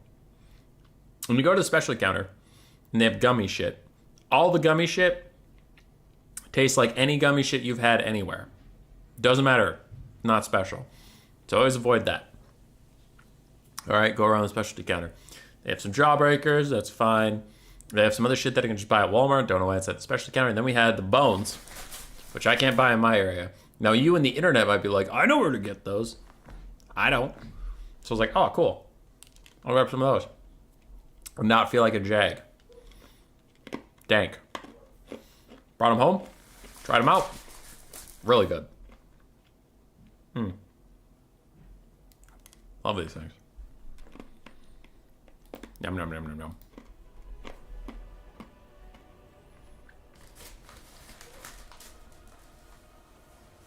This boy eating dang old Scooby snacks. Swedish fish, though, are good. I'm just saying, I don't go to a specialty candy store and buy Swedish fish where they measure it by the pound and like everything there is like $7.99 per pound. So I'm not gonna pay $7.99 per pound for fucking Swedish fish when I go to the store and get a bag of them for like $3.99 for the same. I don't know, man. If you're gonna pay premium price, you might as well get something you can't get every day.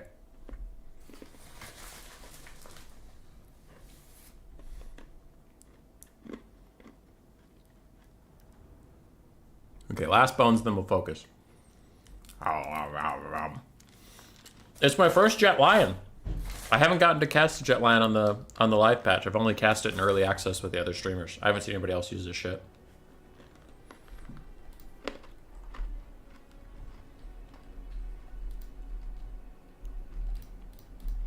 Alrighty.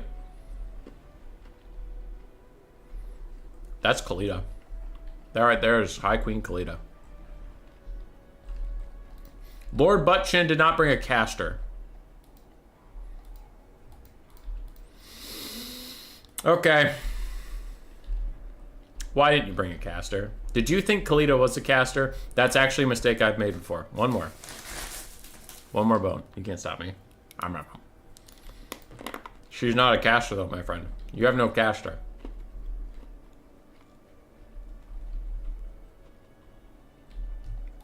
No caster, more like ass disaster. Haha. But more seriously, without a caster, you don't have the guaranteed value of Spirit Leech or Fate Abuna from Arkan, or you don't have the constant army-wide healing of the Nehekara passive, so the Tomb Kings have really good Winds of Magic, and not bringing them is brutal. For this build, 3 Skeleton Warriors, 2 Tomb Guard with Halberds, 2 Archers, including the Blessed Legion of Flach, Skeleton Archers with the Armor Sundering, 2 Shopty Great Bows, one of which is Chosen of the Gods. We have 1 Spork Stalker, the Eyes of the Desert, Regiment around, a single Carrion in the Sky, a single Screaming Skull Catapult, a single Tomb Scorpion, a single High Queen Khalida with her Venom Staff and Venom Wave, and we have a single Skeleton Chariot. It's a very mobile Harmony buff. Yes, it is. It is very good. I just don't see a lot of it. For the side of Cathay, we have a front line of Jade Warriors, some Jade Lancers as well, 1 Crane Gunner, 2 Jade Warrior Crossmen with shields, Peasant Long Spearmen in the back line, 1 Grand Cannon, the Righteous Lancers of Wei Jin, a Dragon-Blooded Shugi Lord of Yin, Talons of Night and Ancestral Warriors, and yes, the Jet Lion provides Harmony. What's funny is for him, he gets the Yin version, so he gets reload speed, leadership, and speed. But reload skill or reload speed or whatever you want to call it, he has no range attack, so that's worthless on him because he gets the ranged version. But he grants all the melee people around him the melee version of Harmony.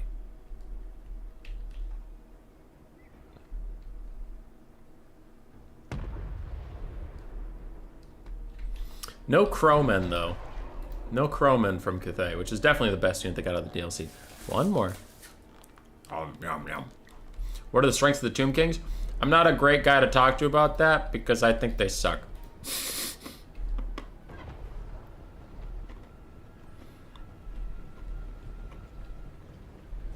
How are the Crane Gunners? They're fine. They're serviceable. I have no issues with them. Venom Staff fires into the Jade Warriors. Wow, does a lot of damage. Good for you. Good for you. The Tomb Kings, though, more seriously, what they do well is their weapons teams. Chosen of the Gods, other Ushaptis, Proka Stalkers are all pretty good. Other than that, I find them decidedly mid. Now, a lot of people have very different opinions on Tomb Kings across the community, so you'll have to ask multiple people. But I'm personally not very positive on them. I think they're fun. I don't think they're very good.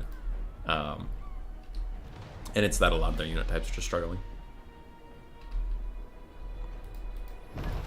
Grand Cannon is currently kicking Screaming Skull Catapult's ass as Purple Stalkers try and find their way into a good fight. And I'm thinking Cathay is pretty advantaged here. Already a Skeleton Chariot is almost dead as the Jet Lion and these Jade Lancers run it down. Screaming Skull Catapult just got Ancestral Warriors summoned onto it, so it is about to get murdered. Those guys are faster than it, but they also provide Frostbite, so they get faster than it. And they'll just melt it very, very quickly. On their side, Screaming Skull Catapult's done okay damage versus the Jade Warriors, and the Crane Gunners are now getting shot by the Ushapti Great Bows. That's pretty good. Another Venom Staff cast coming out. I thought I just saw it there. There we go. That does a lot of damage.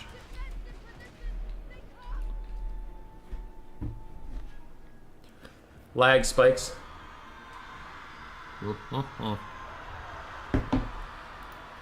Gotta love it. Grand Gunner is still getting whittled down slowly but surely.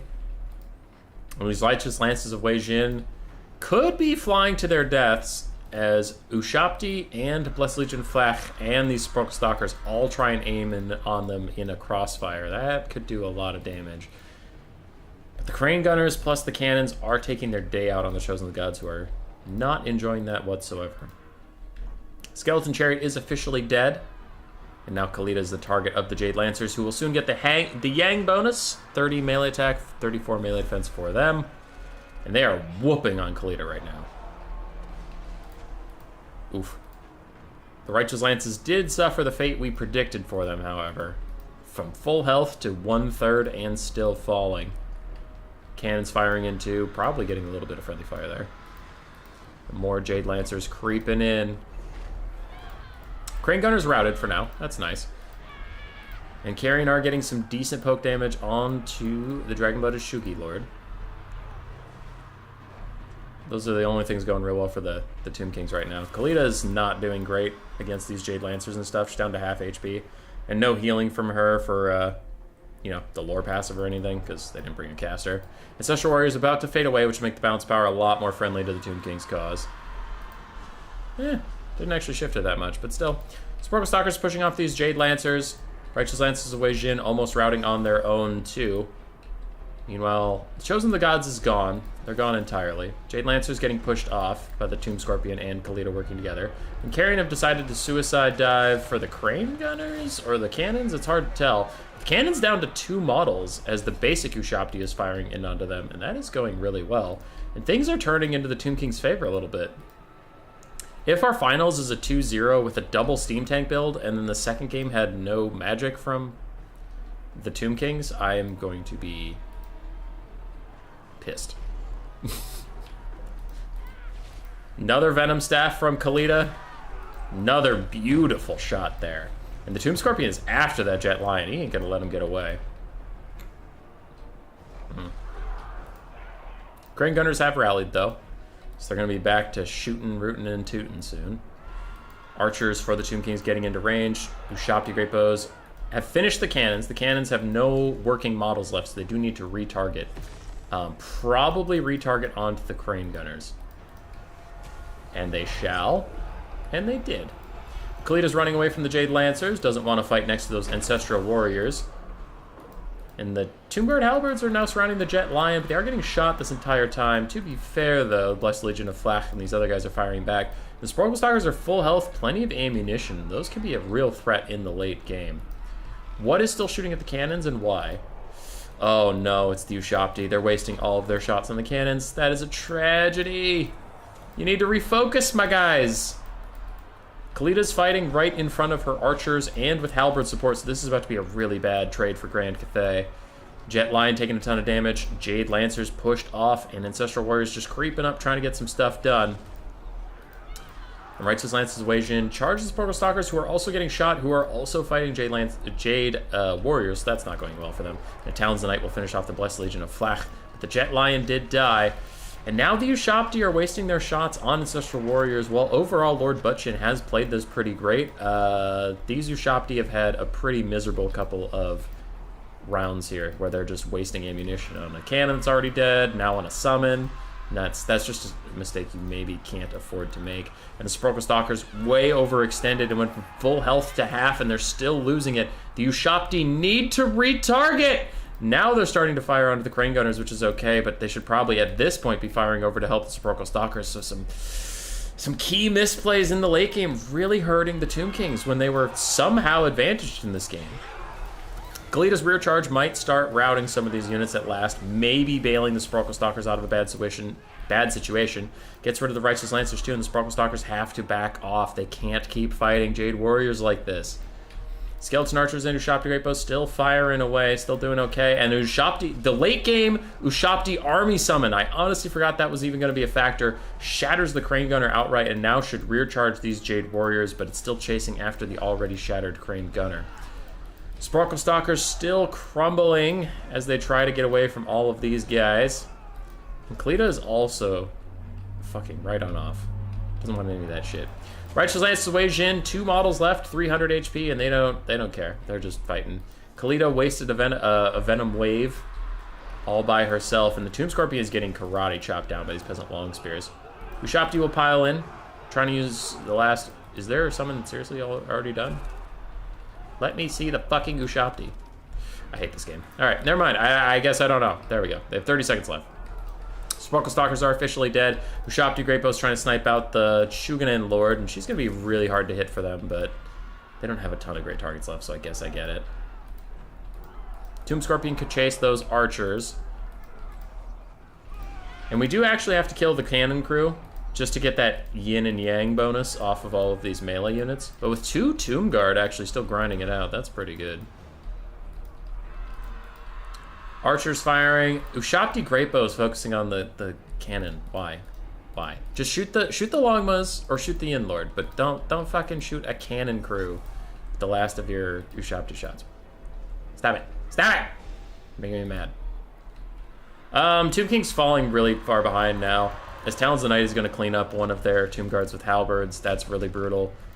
Khalida wasted some of her Venom waves in the middle of nowhere. I think I saw 2 just hit the ground for no reason when she wasn't surrounded by anything. So some really key misplays from the Tomb Kings, just losing them the game, unfortunately. And it is too far gone now. I don't think there's anything they can do about it. Ushapti have 2 shots left, but it's going to go into nothing. Damn.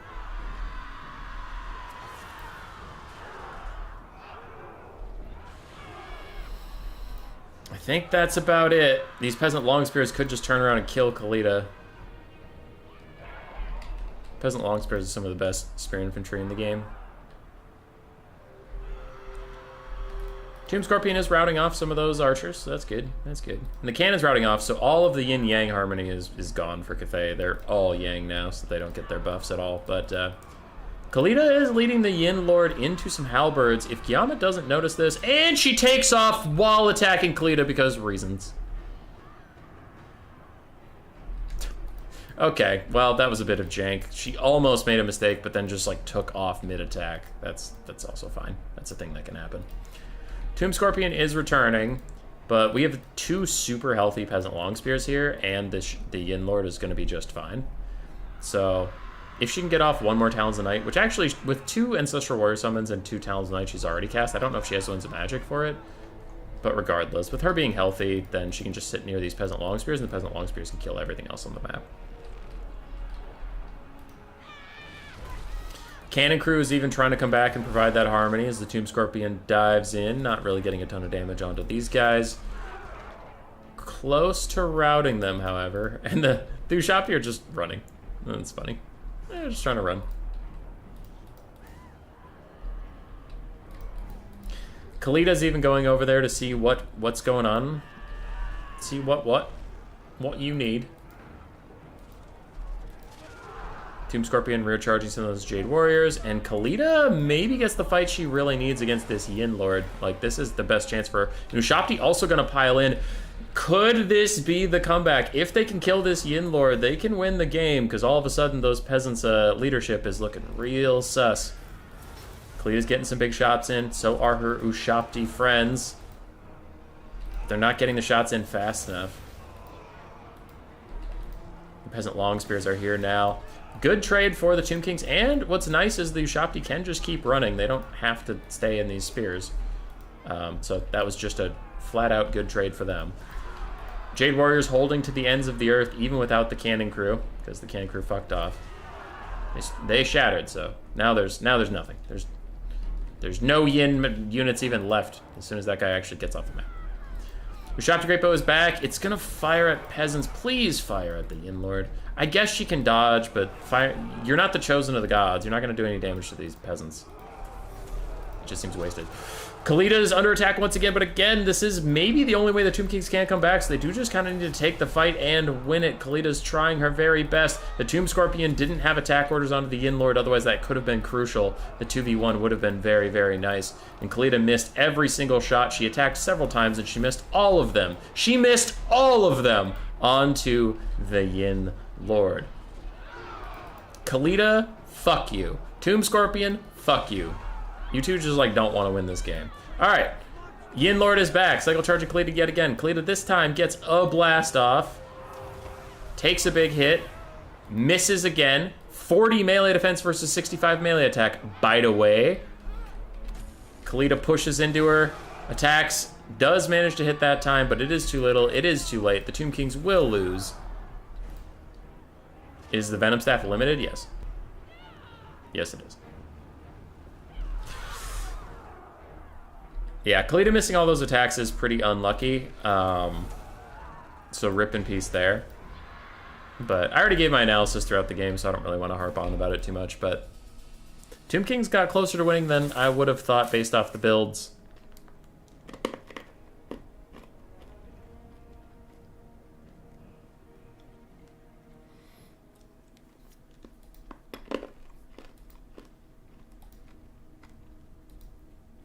GG.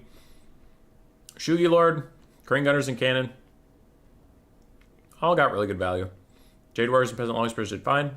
Crossbows did fine. Jade Lancers did okay. Righteous Lances and the Jet Lion both got shut down. Neuroside Kalita did great. Tomb Guard did okay. Skeleton Warriors did not do very well. Sparkle Stalkers and Ushapti overall did quite nicely. Tomb Scorpion, meh. Archers did well. Carry did well. GG. Your wife wanted you to tell you she's not a Warhammer fan, she's a Human Boy fan. Let's go, dude. I think the last time I remember you posting on stream, I lost and I lost a game right away, and then I was real salty. It made me sad. Well, she wanted to ask when your wedding is. June 21st, 2024. We just got... So we already had, before this last week, we had caterer booked, venue booked, guest list made, registry is mostly done. And then this week, we got the officiant signed, DJ signed, and we made all our save the dates and sent them out. Which is why I've been so fucking busy. I mentioned earlier that I haven't had a ton of time to host more tournaments for non-new players. I've just been like super busy with like wedding stuff. Good time for Minnesota wedding? Hell yeah, dude. Way, you've arrived. Way, chat has unironically been asking about you. There's a couple people that keep tabs on where you are. And since you've last been here, we've made a conspiracy theory that you are a Skaven crewman that does the Plague Claw catapult thing. You're an artillery crewman on the Plague Claw catapult, because no one has ever seen you and a Plague Claw in the same room at the same time. So we think every time someone takes a Plague Claw catapult, you come running to the stream, and then you show up out of breath, and you're like, "Hey guys, there been any Plague Claw catapults today?" But you know that there has been one because you were there. Wolfblade, you are not invited. No one's invited. It's just me and Grace. Just a very small affair. This is my first tournament watching Lord Buttchin. I have never seen him before this. I'm a fan. I'm a fan of the Buttchin. He's a good guy. I like this guy. Guillama is an old hat in the scene. Been around for quite a bit.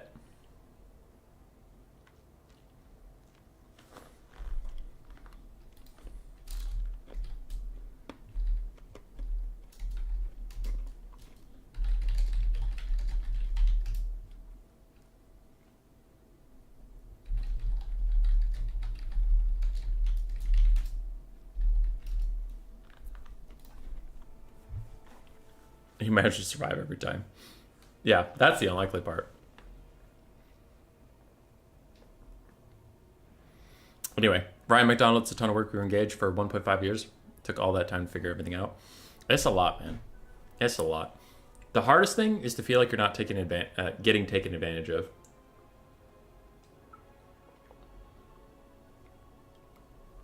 Got him, Long Paul. It's true. So what I mean by not getting taken advantage of, everything around weddings is expensive. Some of it is unnecessarily expensive. Whatever. That's fine. There's an acceptable level of expensive, and then there is way too expensive.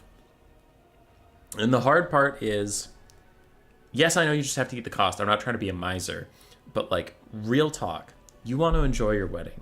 You want to have a good time at your wedding. What I don't want to do at my wedding is sit down and eat okay chicken and know that that chicken on my plate cost $84. And I don't want to see people half finish their plate and throw away like $40 worth of chicken. Because if they finish half of it, then that's $40. Like, that'll just be bothering me so much. And we were going to some vendors where like legitimately they would go like, oh, here is green beans and chicken and mashed potatoes, and a plate will be $83. No, it won't. No, it ain't. So we had to shop around for vendors. There was a venue we really liked. And I have no proof of this. This is a feeling, so you can't sue me. But I have a feeling that the venue was artificially cheap because you could only pick from a certain list of vendors, and all of the vendors on there were super expensive, like super expensive. Because it was this place where you get this huge old warehouse from like early Minnesota history, so it's like industrial and stuff, and they fixed it up, and there's like this like crane that used to haul parts around, that it's built into the ceiling, right? So it's like there's tracks where it can go left and right at certain locations, but mostly just up and down. So they would put like a spotlight on that for your dance thing, and they could move it around. It was a big open space, and then there was no room flip because in the big open warehouse area, they would hang like flowers and stuff or whatever around, and then all the chairs would be there for the ceremony, and then you would just go into the reception, which is just in a different room because it used to be the employee rooms. Then they knocked all the walls out, so there's this big open space with like hardwood floors and shit where the dinner and reception shit would be. So it was really nice, and it was like, compared to some of the other venues we went to, it was about as expensive as these other venues with like 4 times the space and way nicer. But then with the vendors, you were stuck, right? The liquor vendors were all very expensive. The food vendors were all very expensive. And it was just like, it was feeling like that's how they make their money. You know, it's like they suck you in with like, this is an amazing price for this space. And it was, but like, we probably get kickbacks from all of our vendors or something. Like, that's how we make our money on this, because all of our vendors are super expensive and you can't go outside our list. You can't. And it's like, it's not even like go outside our list and you pay a fee. It's just like you flat out can't. So that wasn't going to work. And we went to a different venue that costs about as much as our old venue. And it's like a quarter of the size, but we could go to any vendor. And now we have a vendor we really like. They have good food, and it's like $27 a plate, which is like, it's a lot, but for wedding food, it's not a lot. So yeah, it was a shame because I really liked that space, and we were trying to make it work forever, but we were just going through the vendors. We're like, these vendors suck ass.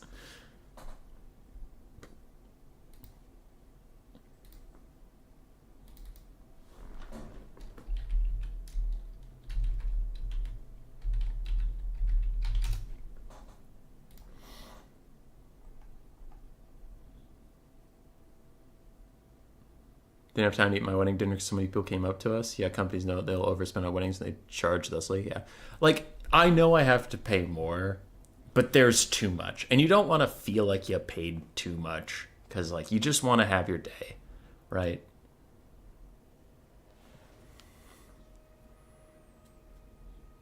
Long Paul DeRee, good.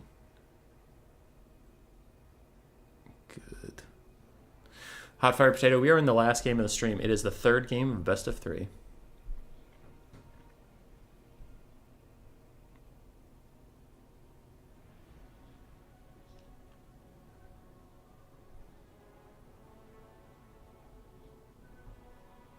Kitchen Whip, nice.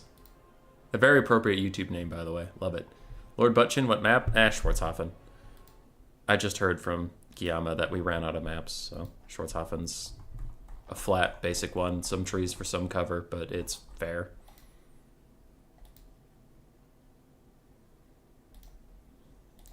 All right, blocker is getting deleted because we don't need it for the rest of the night. And way.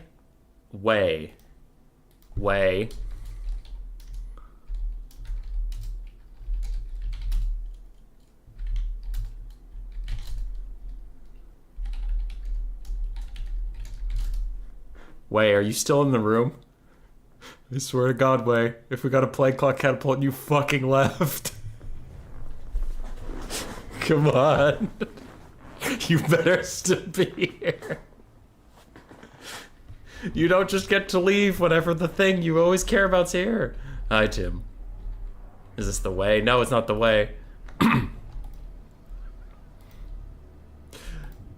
Oh, he got a call. Oh, I totally believe that. And he's not about to go pilot. All right, we got to find him. We got to find which one's way. He survived. Hang on, I got to find him. That's him. That's way right there. I can see it. I see the spunk in him. That one right there. Okay, all right, good. We found him. We found him. Good luck, Way. Don't die. Don't die. What do we have? What's going on? Oh no, Guillaume, how did you end up in this matchup? I was so distracted. High Elves versus Skaven is so bad for High Elves. Do you know how? Yes, I know the way. Do you know the way? Ugandan Knuckles. Or the Mandalorian. Either or. Let's start with the High Elves. They're a little more set up. A bunch of Valyrian Reavers. Some are archers, some are basic. Valyrian Reavers are a good unit versus Skaven. Cheap, but really good stats. So Poison Globes are going to kill them, but at least if they get into a fight, they'll win it. Some War Lions for a bit of that armor-piercing, monstrous infantry type stuff. A couple Spearmen to hold the line, but I mean, they're going to get killed at range. They won't get to use their impressive melee stats. And then we have 2 Eagle Claw Bolt Throwers. A Frostheart Phoenix, Tyrion, Aravenarian, wielder of Sunfang, savior of Ulthuan, protector of the Phoenix Crown, and a Life Mage with Regrowth and Earthblood. Cool. On the other side for the Skaven, we do have a Plague Claw Catapult, 1 Warp Grinder for that net. We also have Howling Warp Gale and Flensing Ruin on Ikit Claw with his little Doom Flare. Frontline of Clan Rats, Council Guard, more Clan Rats, more Skaven Slaves, 2 Wolf Rats in the trees. Looks like 2 Rat Ogres total, one of which is the Pit Fighters of Hell's Deep, 2 Poison Globes, and 1 Rattling Gun. Oh, an Assassin. Hello, little Assassin. You like the Skaven, but you hate facing them? I get that. I love playing as Skaven, but I don't begrudge people that don't like fighting against them. I know their playstyle can be very annoying. I get that. I did get slightly quieter, because Grace has gone to bed, so I don't want to be too loud. And Ikit Claw just used Storm Demon and shot straight at a Bolt Thrower, doing very little damage to it. Plague Claw Catapult also firing. Now it canceled its firing. Now it's firing. We need to make sure that Way doesn't die. And both Bolt Throwers are firing in. Soon. They'll get there, and when they do, it'll be a bad time. Plague Claw Catapults are decent anti-artillery duelists, but they're not particularly good against Elven artillery units because Elves stand so far apart that the Plague Claw bolts don't actually hit them and do that much damage, as opposed to like Empire cannons. And Elves have high leadership, so they're fine there. What is that? Is that a Flensing Ruin? Okay. That is a miscast, my friend. Flensing Ruin is only good against single entities like the Frostheart Phoenix, Tyrion. So that's a bit of a whoops. I liked the spacing. It was ballsy, it was bold, but it's not going to do very much damage. As the Catapult is now hitting 3 units at once. I'm sure he loves that. Where is the end of the first row on the second battery? Yeah, he's this one, right? I think he's right there. Things are getting a bit risky. I am afraid. Poison Globes and Rattling Guns teeing off into, a big old blob of large units that they would just love to keep throwing at. Globes get a little distracted, gonna fire at those Valyrian Reavers, but the Rattling Guns really getting their money's worth so far, doing great. And one of the catapults is already dead, but Way's alive, and that's all we really need.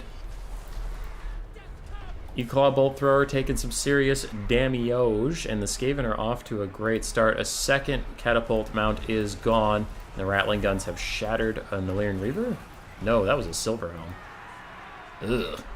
Nasty stuff. Warlion also pushed off, and these Rattling Guns are just going burr. They don't give a single shit. They're just firing in, having the time of their lives. And this is traditionally why the matchup's so bad. We've lost track of Way. I'm just gonna suppose that he lives. I say that as they just get fucking mulched. I hope he lives. I hope he's okay. Rattling guns firing over the head of the assassin into Tyrion, but Tyrion's not on his horse, so he's not a great target for the rattlings, unfortunately. Warp grinders, if they have their abilities up, they could pop those now. Locking down these spearmen in front of the rattling guns would be pretty good damage. Sunfang's gonna burr some clan rants, but not quite enough, and globes are just firing all day long. Lord Buttchin is chilling, and Wei is leading his men into combat, doesn't give a shit that the catapults are actually dead.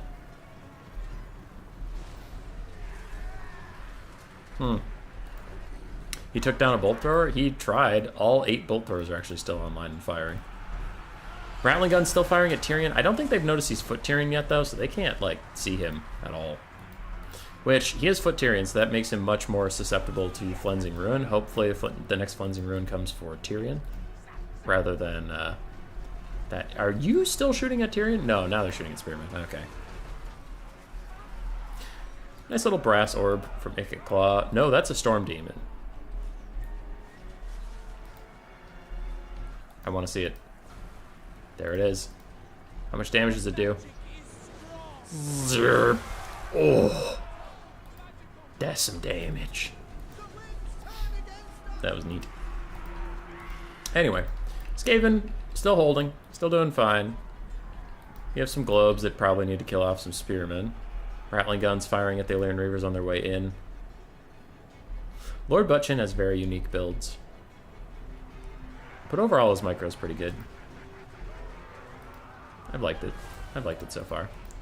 Little Earthblood trying to keep the High Elf units in the fight, but that will not save the Illyrian Reavers. The War Lions might go retool onto the Rattling guns, but for now, Pit Fighters are holding them in place.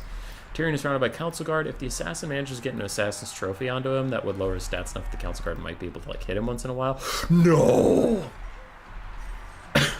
Okay. That wasn't as terrible as I thought. I thought the globes were trying to throw at Tyrion. I thought they were just going to nuke the Council Guard. They did some damage, but it wasn't abysmal. These Rattling guns have been firing all game. Bolt throwers are firing at the Rat Ogres now. Plague Pole Catapult teams standing at the ready for next game.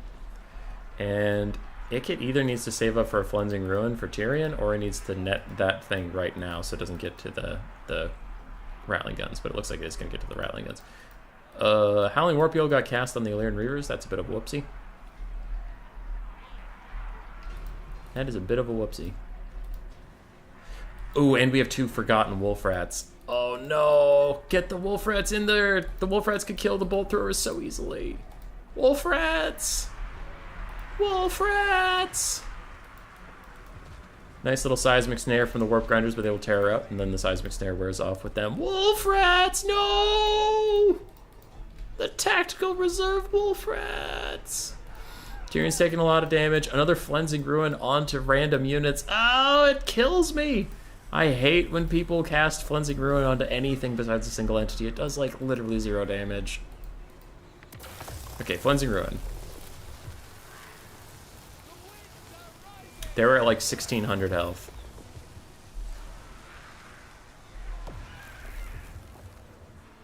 Ugh, yeah, it did 350 damage to a random fucking Illyrian Reaver. Oh, it's still going. Okay, still 5 seconds left. 600 damage? Yeah, it's looking like 600 damage to a random Illyrian Reaver. Damn it. Wolf Rats! Get in the fight! Alright, Rival High Talisman was popped for a little bit, but stand your ground and feint and riposte. Oof. Making Tyrion a very tanky boy. Claw's running around. If those Flensing Ruins had been onto Tyrion and the Frostheart Phoenix, man, it would have been so different. Skaven slaves and clan rats chasing off the bolt thrower crews, which is fine if we didn't have wolf rats. Wolf rats are finally joining the battle. Is it too late? Can the fate of mankind still even be saved from the lost and discarded realms they find themselves in? As the Council Guard continue to fight the Frostheart Phoenix and Tyrion, they're taking a lot of damage. And Ikit Claw is trying to chase that Life Mage around. He is on his Doom Flare with great stats, but not great responsibility.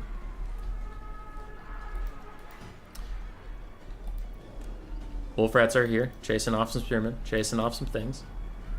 I would love to see the Wolf Rats team up with Ikit Claw and chase down that Mage of Life. That would be pretty great. And I think the Skaven can still win this game. I'm getting concerned, but I think they can still win it. Because Tyrion with Sunfang ain't no joke. Like, if the Wolf Rats pile up onto Tyrion or the Frostheart Phoenix, and then he Sunfangs them, they just die. They just flat out die. Regrowth for Tyrion. That's another thing that has to stop. Ikit needs to team up with the Wolf Rats to kill that Life Mage so that she stops fucking healing everything. Wolf Rats are in. I think a Sunfang is going to kill them all. And what is that? Is that from Ikit? That better be from Ikit. Is that Overcast? It's Undercast, but we take those. That's a great Cleansing Rune. That right there is a great Cleansing Rune. Rat Ogres, Skaven Slaves, all that shit, chasing down the Bolt Thrower crews. Illyrian Reaver Archers run down the Rattling Guns, and Wei is leading the resistance. Look at him in there, offering his yin and yang harmony to give the Clan Rats their harmony buffs. Don't tell him that the Clan Rats don't get harmony buffs. Let him live this dream. Wolf Rats are out here. They should be able to kill these Spearmen pretty easily. And then the Life Mage. Please, God, kill the Life Mage. Please. Assassin is terror routing. More Wolf Rats are piling in around Tyrion with help from the Council Guard. Trying to hold it together down there. Yes, the Life Mage! And dog units are so good at tearing apart foot characters. Yes! I mean, she has 40 melee defense, which is going to be a bit of a pain in the dick, but you gotta do what you gotta do. Assassin's still getting chased off by the Frostheart Phoenix. Tyrion's still getting chomped on a little bit, but with an impressive 107 melee attack, 96 melee defense.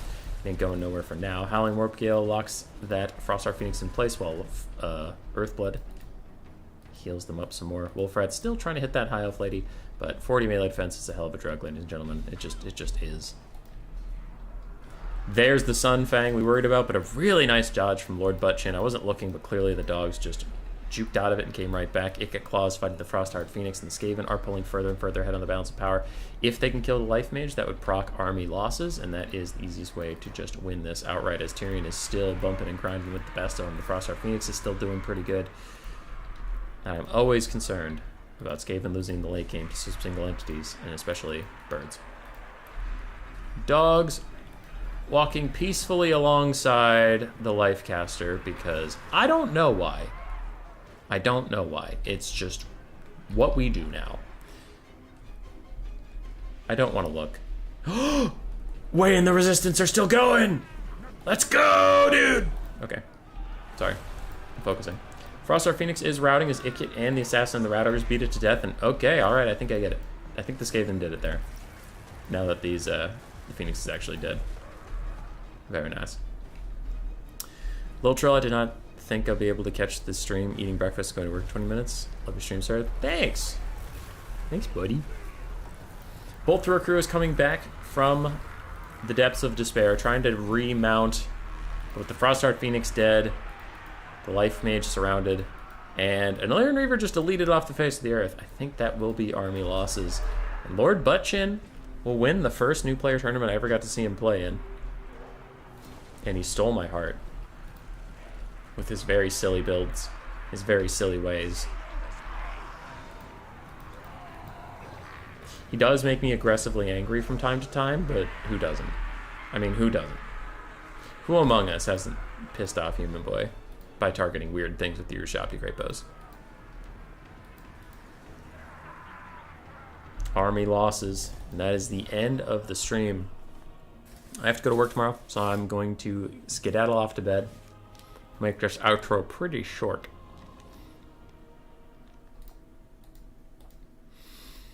Tyrion, decent value, considering he was foot Tyrion. Frostheart Phoenix also did well. The cavalry really struggled against those Poisoned Globes, as they usually do. Like, that's not like a Guillermo-specific thing. Though the Illyrian Reaver Archers actually did okay. Bolt Throwers paid for themselves. Quite nice. Ikit Claw did good. Assassin did good. Council Guard did good. Rat Ogres did okay. Rattling Guns did very well. Globes did very, very well. Yeah. Clan Runners for a round. Wolf Rats were held in reserve for a very long time, but eventually joined the fight, and Plague Claw Catapult struggled. GG, everybody. It was fun, and Wei is back. Wei, you did great. We saw you out there, buddy.